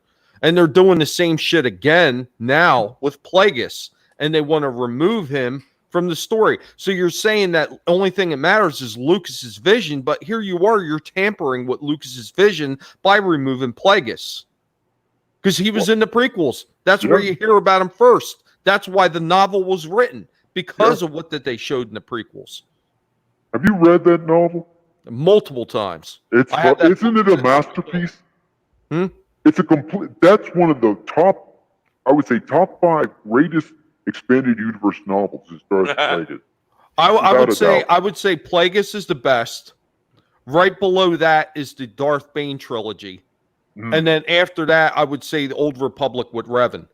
Okay. Those would be my top three. And then, like, really right there, what Revan neck and neck would be the Bounty Hunter Wars trilogy, because that was an amazing series of books as well. Yeah, because it touched on everything that you'd seen in the movies. Like, when I was a kid, I remember that one scene in Empire Strikes Back when they had the Ugnaughts in the little room in Cloud City, and you could see the IG-88 all smoked out and white leaning up against the wall, and I was like, "Holy shit, that's IG-88!" Right. And they tell that story in the Bounty Hunter Wars. What happened? Exactly. Yeah. Exactly. That was one of the greatest things about the EU. They took what was already there and enhanced it. And so when you saw it again, you remembered where that EU story that you read, and it just made it better. And that's what also something that kept the movies more rewatchable over time was the certain, you would see certain scenes differently. You would have a bigger appreciation. One of the greatest things about that the prequels did, from my perspective, is they made those scenes in Return of the Jedi between Palpatine, Vader, and Luke 800 billion times better because the stakes were so much higher. You knew who this Palpatine guy was. You knew how powerful he was. Just not in sheer force power, but how poisonous he was able to be with just his words and his mind tricks. And there was this real sense of desperation where Luke just gives up and he goes with Vader to confront the Emperor. I mean, that was the ultimate Jedi trial. No, absolutely. Absolutely. And can I say one thing about Plagueis? And I want to know if you agree with me, Tommy. Did you think going into that book that a writer could possibly give Palpatine a backstory that didn't fuck up how badass he is in the Star Wars movie? I love the backstory myself. It's fantastic. I really wasn't expecting it to be as good as it was. Yeah, because they painted him in a picture as not being quite as evil as he winds up being later on, but at the same time, you could see where that hint of evil already was. Yeah. It was very interesting, like especially the scene on the ship, or well, it's not the scene, but the section on the ship where he slaughters his whole family. That's my favorite part in the book. Everybody, welcome Angela Straven. Hail. Angela Straven, what up, bud? Hail. So yeah, remember you guys mentioned Highlander earlier? Yeah. Mm-hmm. So I guess I can't remember if you guys mentioned it. I might have been distracted. John Wick director confirms Highlander reboot is in heavy development. Folks, it's heavy development. Yeah. There better not be fucking aliens from Zeist in that. This town needs an enema. Big time. I don't care to see the old cast in this. But I do want certain things to be recognized. I'd like to have the mentor, the Ramirez figure, be played by somebody as charismatic and enthralling as Sean Connery was for that movie. You know, just because that's what was part of the charm of that movie was him teaching this other guy this stuff. It made it feel, it made the whole immortal thing less off-putting. It felt like really weird when I first saw the movie. And as I was experiencing these things that were happening to Connor McLeod, you know, this weird having to outlive, you know, the woman he loved and having to bury her.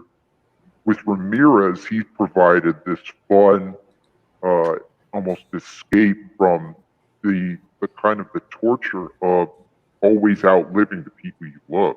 And I felt that was really interesting. Well, I think another thing that they're going to need to hit on, and they're going to have to hit on good if they're going to try to do a reboot of this and even make it semi-successful, is not only obviously the two main characters of Ramirez and Connor. I mean, is Connor? Yeah, it's Connor in the movie. Okay, Duncan Duncan was a TV show. But I think they're going to really need to hit on Happy Halloween, ladies. They're going to have to if they don't get Kurgan right, it's just going to ruin the whole thing. Because that guy that did Kurgan in the original.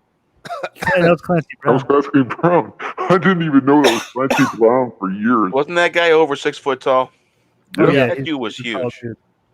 He's a tall guy. He was also, he did a small like episode in Enterprise as well.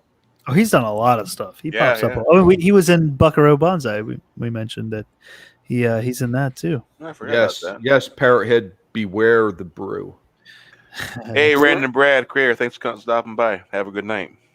Take care, Random Brad. Random Brad. Have a good night, Random.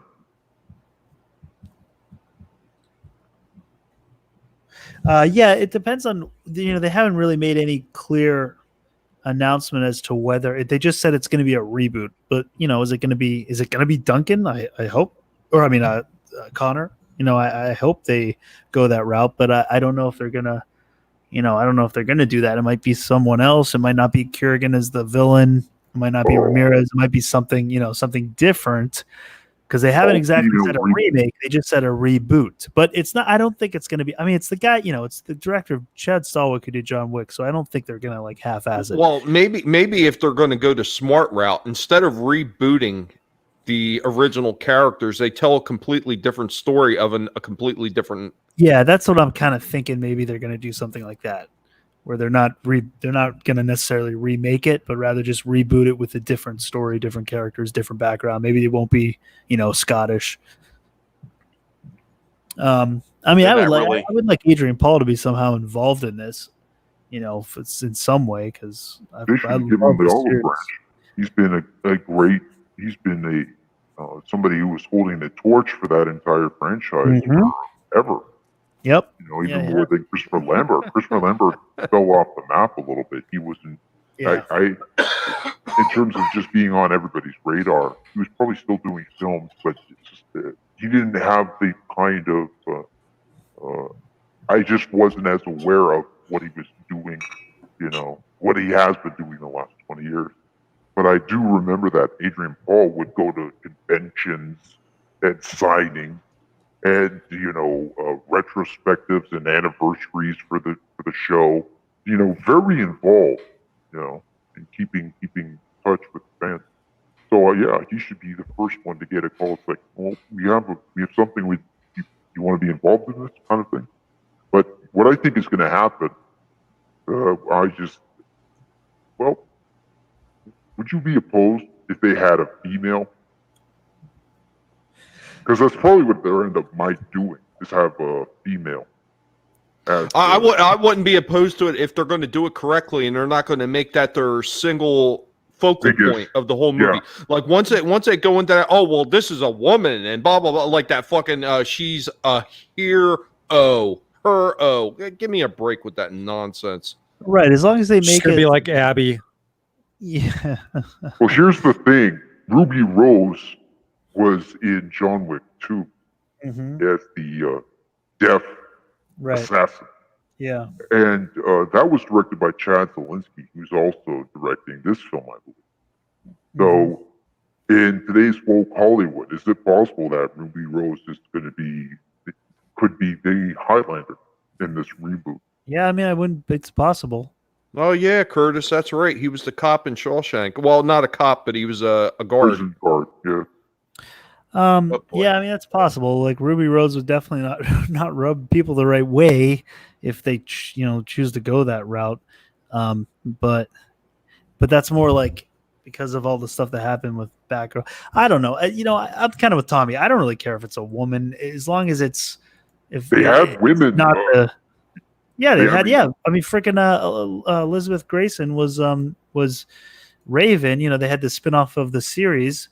She played Amanda on the Highlander series, and she had a spinoff show called Raven after the series ended. They've had plenty of female immortals, throughout the series. So I don't really necessarily have a problem with it as long as it's just not the featured, as long as that's not the push of the movie, Right. Then And I don't care if it's a good movie. I don't care. And in this reboot, that's where you could actually have a female-fronted Highlander movie done successfully. It's all about the reboot and focusing on making sure it adheres to the rules that have been established by the other successful Right. Highlander properties. As long as it adheres to the lore, then it does. I mean, look what he made Halle Berry into a freaking badass in John Wick Part 3. I thought he did a really good job with her. So my trust is in the fact that he's doing it and he seems to know how to direct action scenes.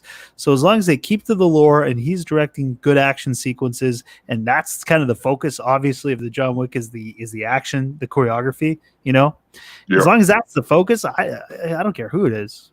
I can't wait to see the sword fight. I think the sword fight looks really good with this director. How good that knife fight was in John Wick Part 3. I mean, how good all the fight scenes were. But I imagine like that knife fight, but with swords. Oh, man. Be pretty crazy. I think it'll reinvigorate.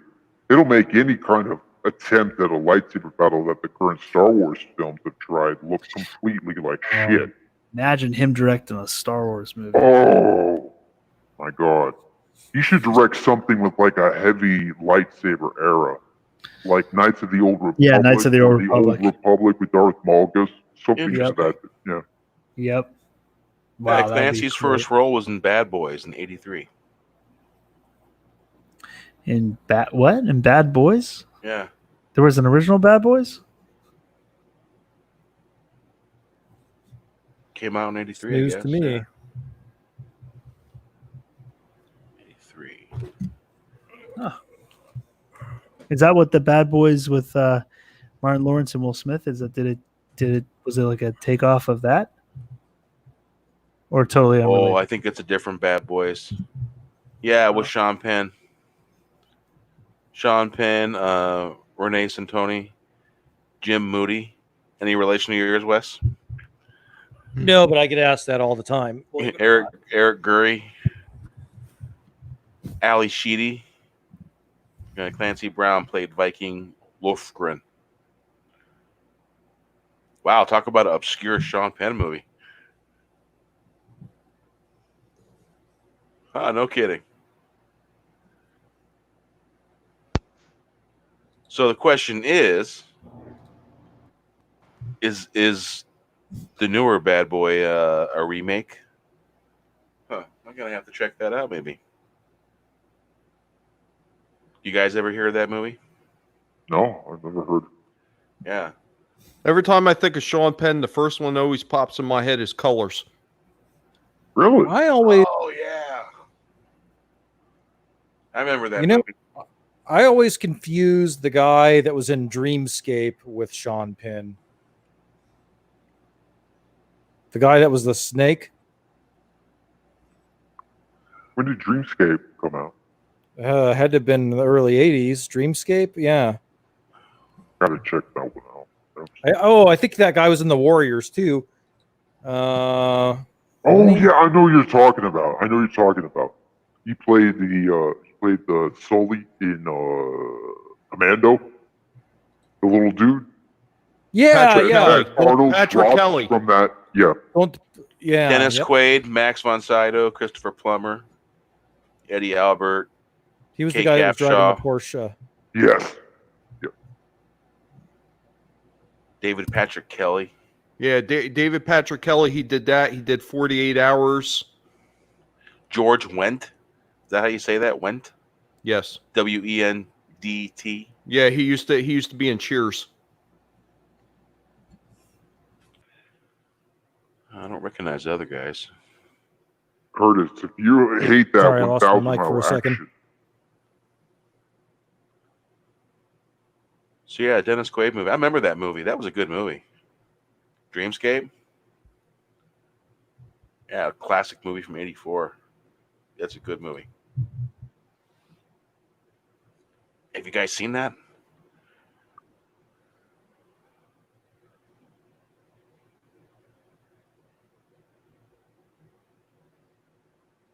I haven't seen it. Yeah, it's not a bad movie, man. Dreamscape. I'm gonna write that down.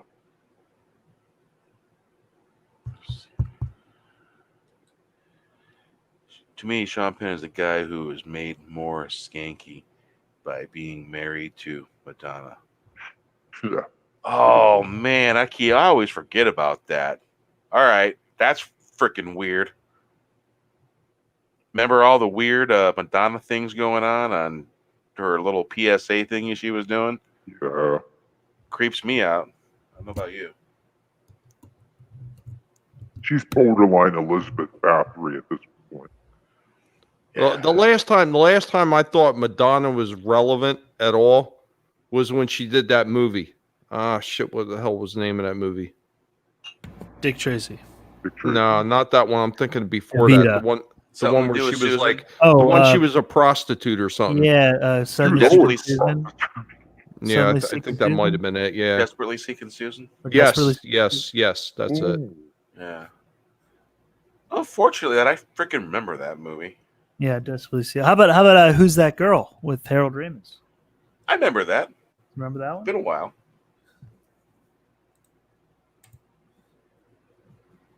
We lost the Wes. You Yeah, back? my mic went dead, and for whatever reason, I couldn't hear you guys. I had to refresh. Yeah, I had to refresh my browser earlier, or that you guys were pranking me. Nope. Oh, it wasn't Harold Ramis. It was Griffin Who's Dunn. that? Who's Griffin that Dunn. girl? Wait, which? Who's that girl? Yeah, it wasn't Harold Ramis. It was Griffin Dunn. Been a long time. Desperately Seeking Susan? Is that No, what it no, was? no. Who's That Girl is the one I'm talking about. Oh yeah. I remember that movie too. Okay. Well, yeah. Okay, I see what's going on. Desperately Seeking Susan. Yeah, that was another one she was in. Shanghai Surprise. Sean Penn, Madonna. Yep. Yeah, there was just so many good movies that came out in the 80s. It was I mean, Dick Tracy was. I like Dick Tracy a lot. I mean, you know what? I mean, there was even like simple movies like Risky Business Yeah. that, Yeah. you know, I thought that they were great. Oh, Risky Business. Yeah, for sure. Oh yeah. You had Wall Street, Risky Business. Night Shift too. Night Shift. Yes. Night Shift. Yeah. I did one on that too. I love that movie. I got that sitting in my collection. Night Shift was Down good. and Out in Beverly Hills. Ooh, Oh, yeah. You know what? For the longest time, you know what?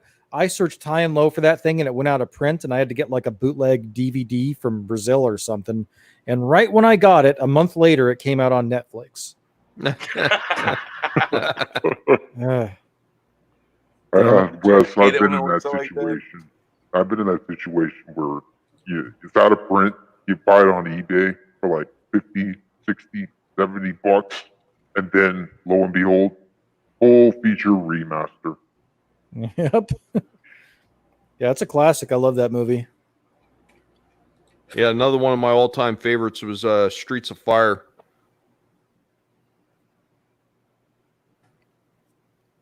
Streets of Fire. Yeah, Streets of Fire. Let me refresh Michael my- Pare, Bill Paxton, Willem Dafoe. I've seen this. Yeah, I've seen this movie. William Dafoe's in it. Yep, Diane Lane. Yeah, that was 1984 too.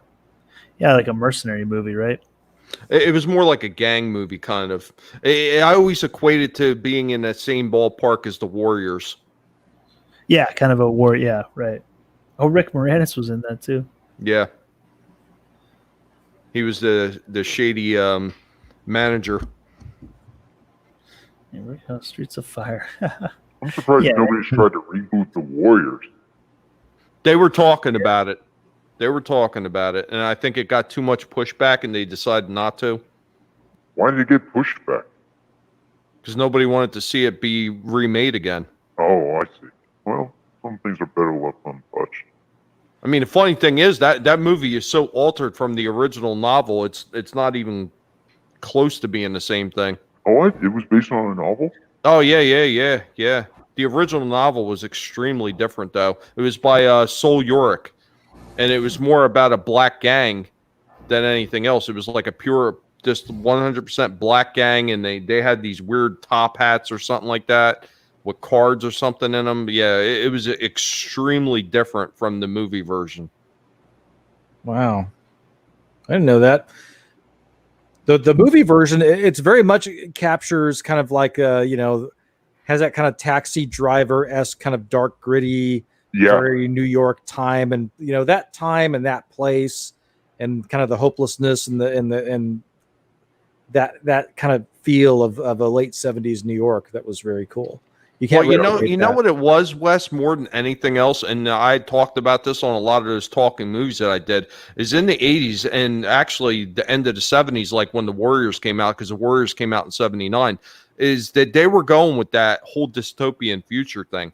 Because you figure all the movies that came out around that time, you had the Warriors, you had Escape from New York that came out in the 80s, and the Mad Max, the Road Warrior, like it was all about the dystopian future. Yep. That's why Clockwork Orange. Oh hell yeah, Clockwork Orange. I saw a lot of Clockwork Orange in the Warriors. A lot of it. See, when I think of Clockwork Orange, I mean, I always think about that scene with the Litivigo technique. Blade Runner, of course. I actually think that we should get these SJWs and use the Litivigo technique and have them watch Blazing Saddles over and over again. Yeah, Strange Brew. That's another funny one, Wookie. This was the first one I found. The McKenzie brothers. You guys see that outline shape in the clouds? Right there? Then the two falling white little orbs. Yeah. It'll go back to the beginning. There's more. What city is that? Several. I tell you here in a second. It'll cycle back through and you'll see something triangle shaped like. By the look of it, it's huge.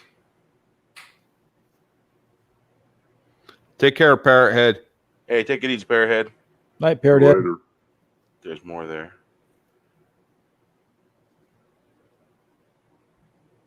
See that? Oh. Yeah.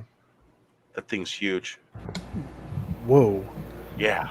That is whoa. Yeah. Curved triangle shape, something, Looked. Oh, look, something's coming down. What? Yeah.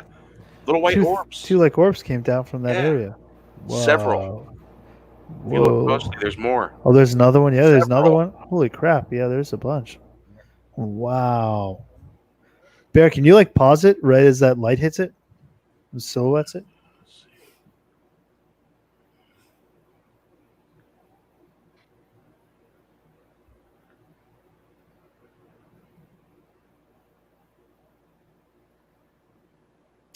Another one. Bunch there. Another one. Oh, it's a freaking Star Destroyer. Yeah. That is very large. Huge. That's like several buildings. And that's not like a cloud. I mean, that's that's solid. It's something that looks like a Star Destroyer. Yeah. Wow, and several white orbs. I mean, it's all coming from that.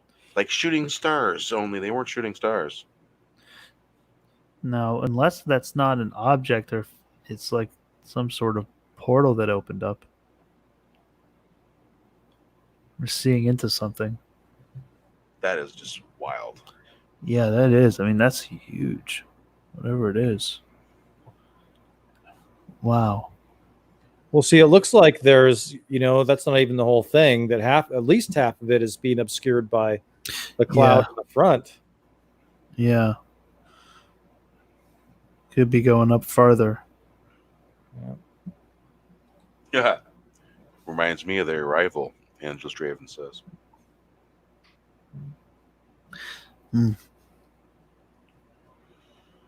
Wild.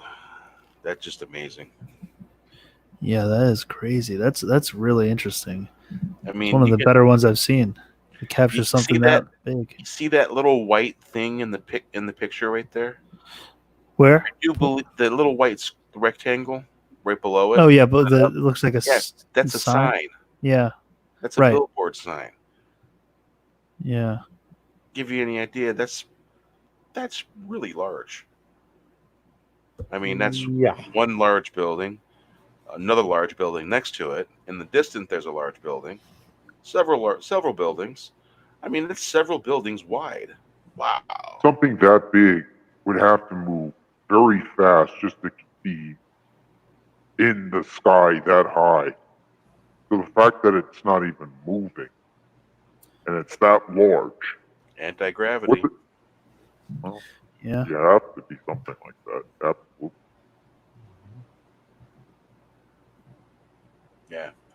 I don't know if you guys remember Johnny Mnemonic. Oh yeah. I That was Yeah. really liked that 90s, movie. too. Ice-T was in that movie. I thought he was awesome in that movie. Great movie. Yeah, that was a cool movie. It's been a while since I've seen it. Yeah, Probably Curtis, mid the 2000s. Curtis, the '90s one actually would have been Escape from L.A. Yeah, Escape from LA was in the 90s. Yeah. So what did you guys think of Escape from LA versus Escape from New York? I like Escape from New York better myself. I do I- too, but I like them both. I saw Escape from LA first in the theater, and then I went back and saw Escape from New York. So Escape from New York, I think, was a little grittier.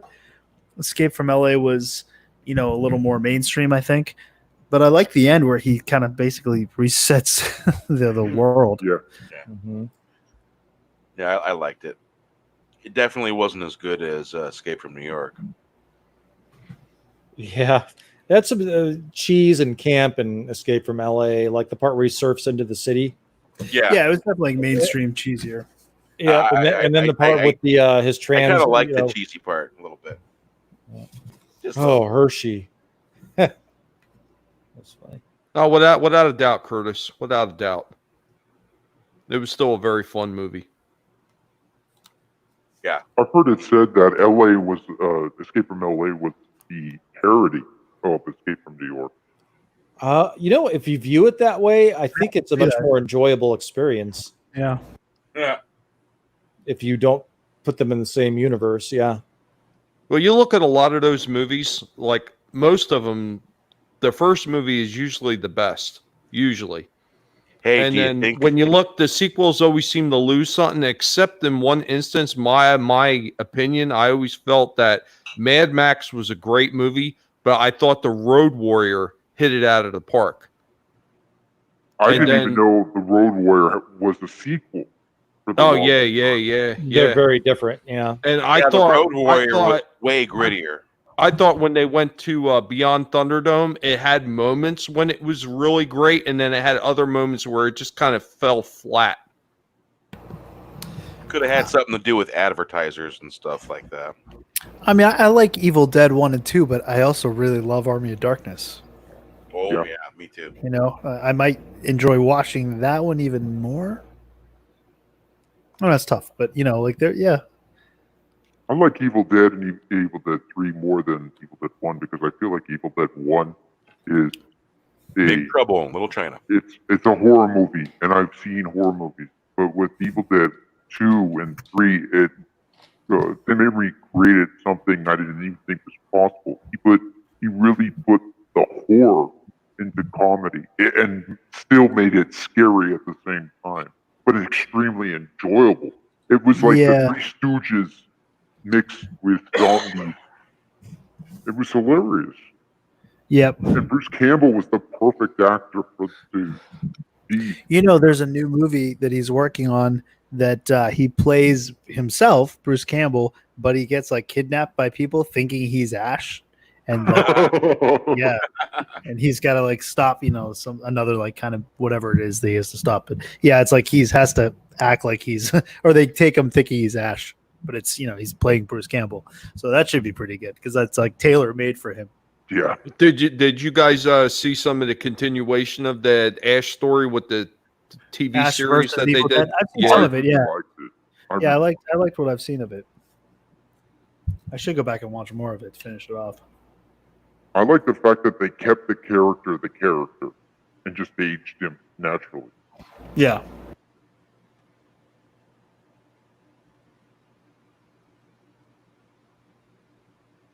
That thing must be at least a mile long. Has to be. I wonder if it's a drone or if it's manned. Pretty wide buildings there. Oh yeah. Well, there's got to be thousands of people in the buildings. So imagine how many people could fit in that craft if it holds, people or beings or whatever. I mean, wow. There's not even a hangar big enough to hide the building of that thing. Mm-mm. That is just freaking mind-blowing. Definitely they have to have some kind of cloaking device when there's no clouds. Yep. Or wherever it travels, it's got like a cloud generator. Didn't think of that. Mikhail makes a good point on Mad Max. Yeah, I mean, the death of his friend, the breakdown of society, and then the death of his wife and child, society falling apart. I could see that. It does tell a very different story. Yeah. Wookie, I completely agree. I was just thinking that myself as I was being told the plot of this Bruce Campbell movie.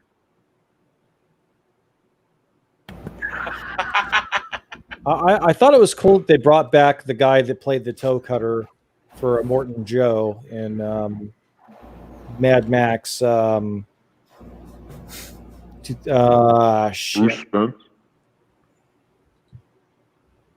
That Australian actor? He played the toe cutter. I don't remember his name.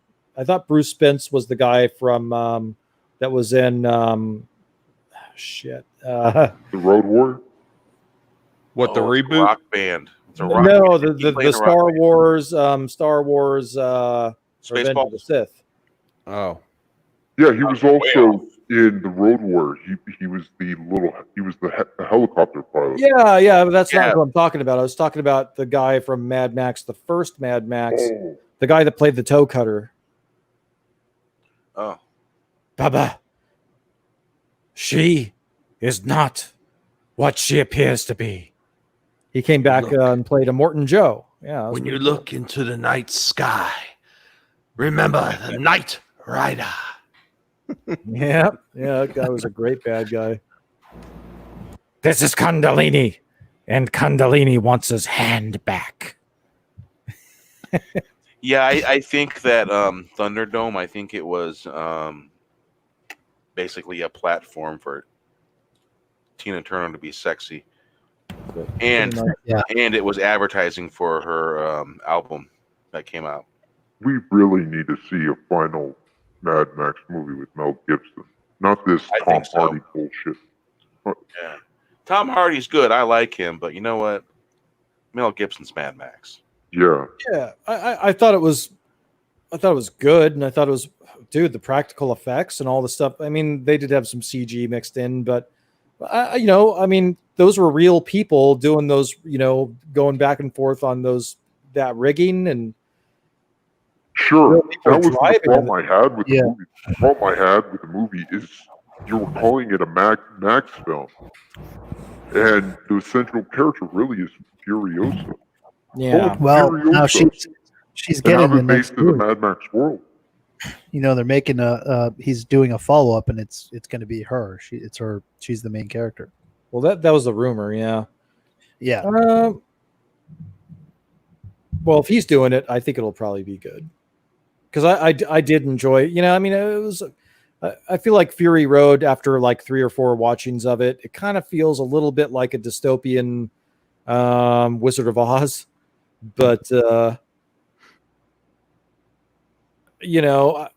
enjoyed it. It was a good ride, and I liked the practical.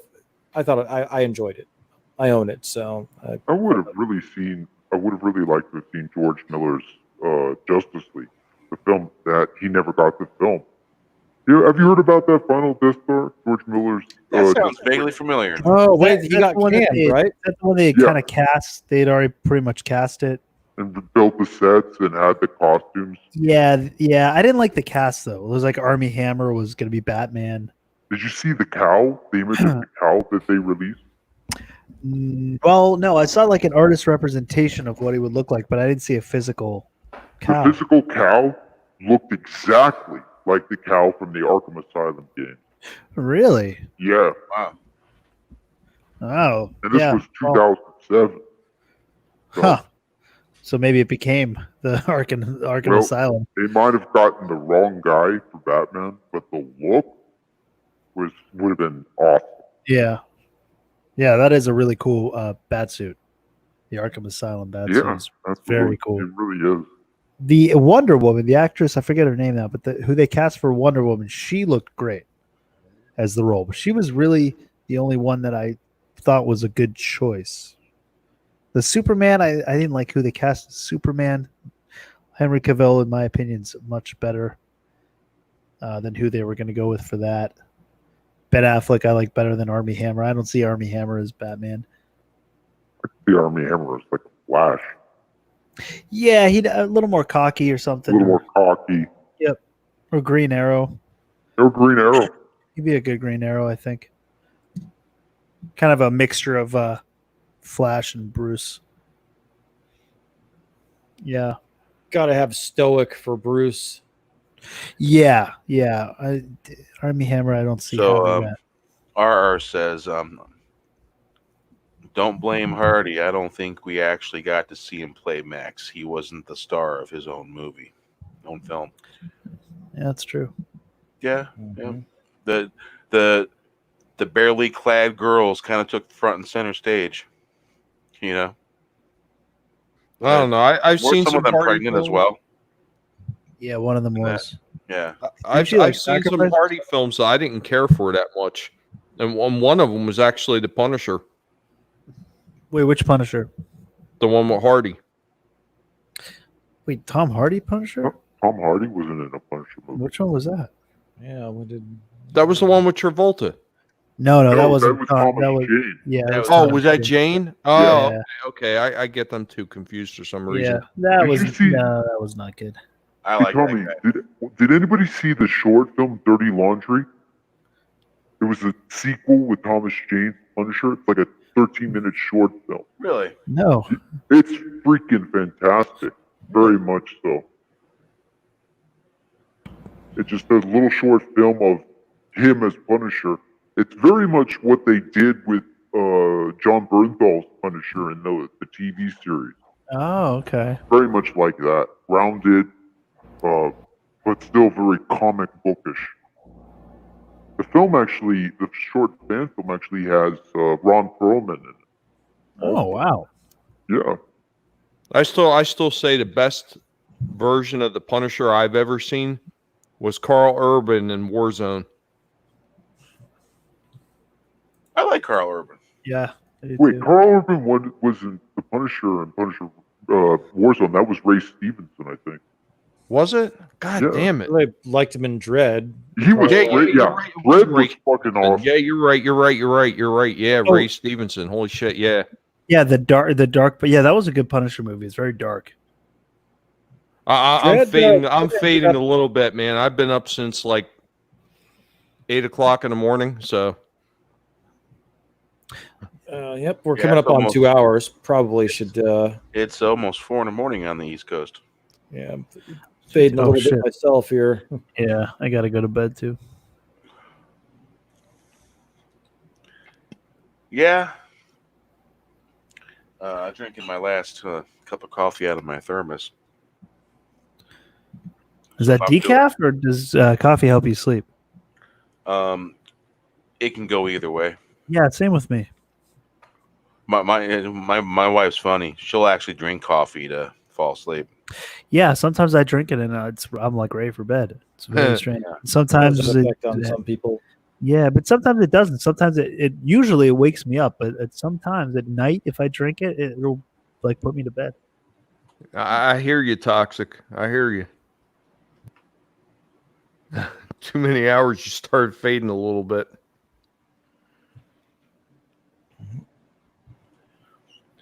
Alrighty. So, shall we rock it out? You know? Sure. Rock it out with your cock out.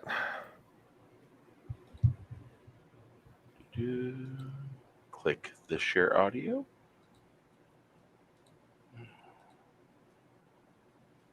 All right. Hail to all. Well, it's been fun.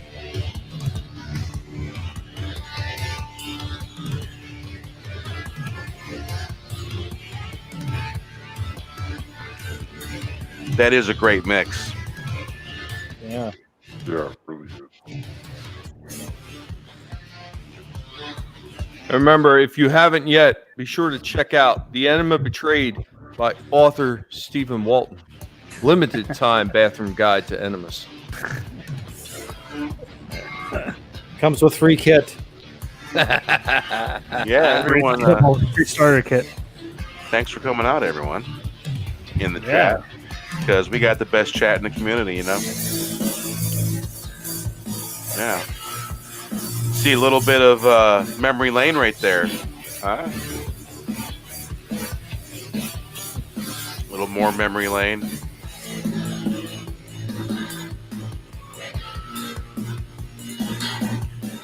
Yeah, a little bit older memory lane right there. Appreciate seeing you all in the chat, hanging with us for this long.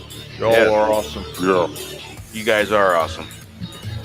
It's better to burn out than to fade away. I think the Kurgan says that in Highlander. Yes, he Yeah, does. yeah. Better to burn out than to fade away. I remember that.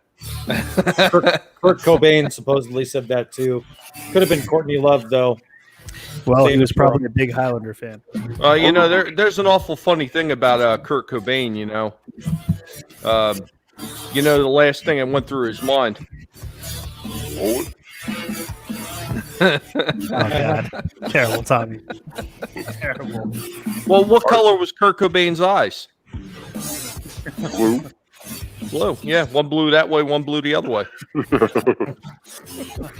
I just wanted to say It's a recycled Challenger joke. better to burn out than to fade away. I heard on Def Leppard's Pyromania album in 1983, it was part of the lyric. Better to burn now, dude. Yep. Better to fade Well, away. Yeah. Rock of Ages. Yeah. So since Highlander was 85, 86, I wondered if that was either part of it or if it's just it's better to burn out than to fade away. It's just a popular saying. I think it started out from Neil Young. Oh, all right. So basically, it's been a pretty eventful day because Final, you were in a live stream earlier with Steven. And then we had a live stream with bowlestrek as guest. Hail bowlestrek. Hail bowlestrek. And it's check it. Ha! Like double drums. Well, we'll check you later, and thank you, chat. You are the best. And guys, go ahead and say where you're at and where you can be found. Hi, I'm the Sentinel. You can find me on YouTube. I talk about movies, music. I provide music videos. I also like to do kind of comedy things. Check out my latest video, Declaration Day, the music video with footage of the film The Patriot. And enjoy.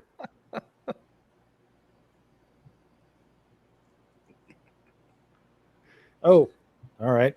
I'm Wes Moody of the Wes Moody Webcast. You can find me at youtube.com/Wes Moody Webcast or on patreon.com/Wes Moody Webcast, where we have tiers ranging from $1 to $10,000 a month. So hope to see you there. Hail to that. Hell to that. That's great. Yeah. I'm FinalDeathStar. You can find me in FinalDeathStar on YouTube. Also, FinalDeathStar1 on Twitter and on Instagram. And I'm on Parler as well. FinalDeathStar there. And find me at any of those places. I'm there for you. So, thanks to Pete's coffee, I'm still awake.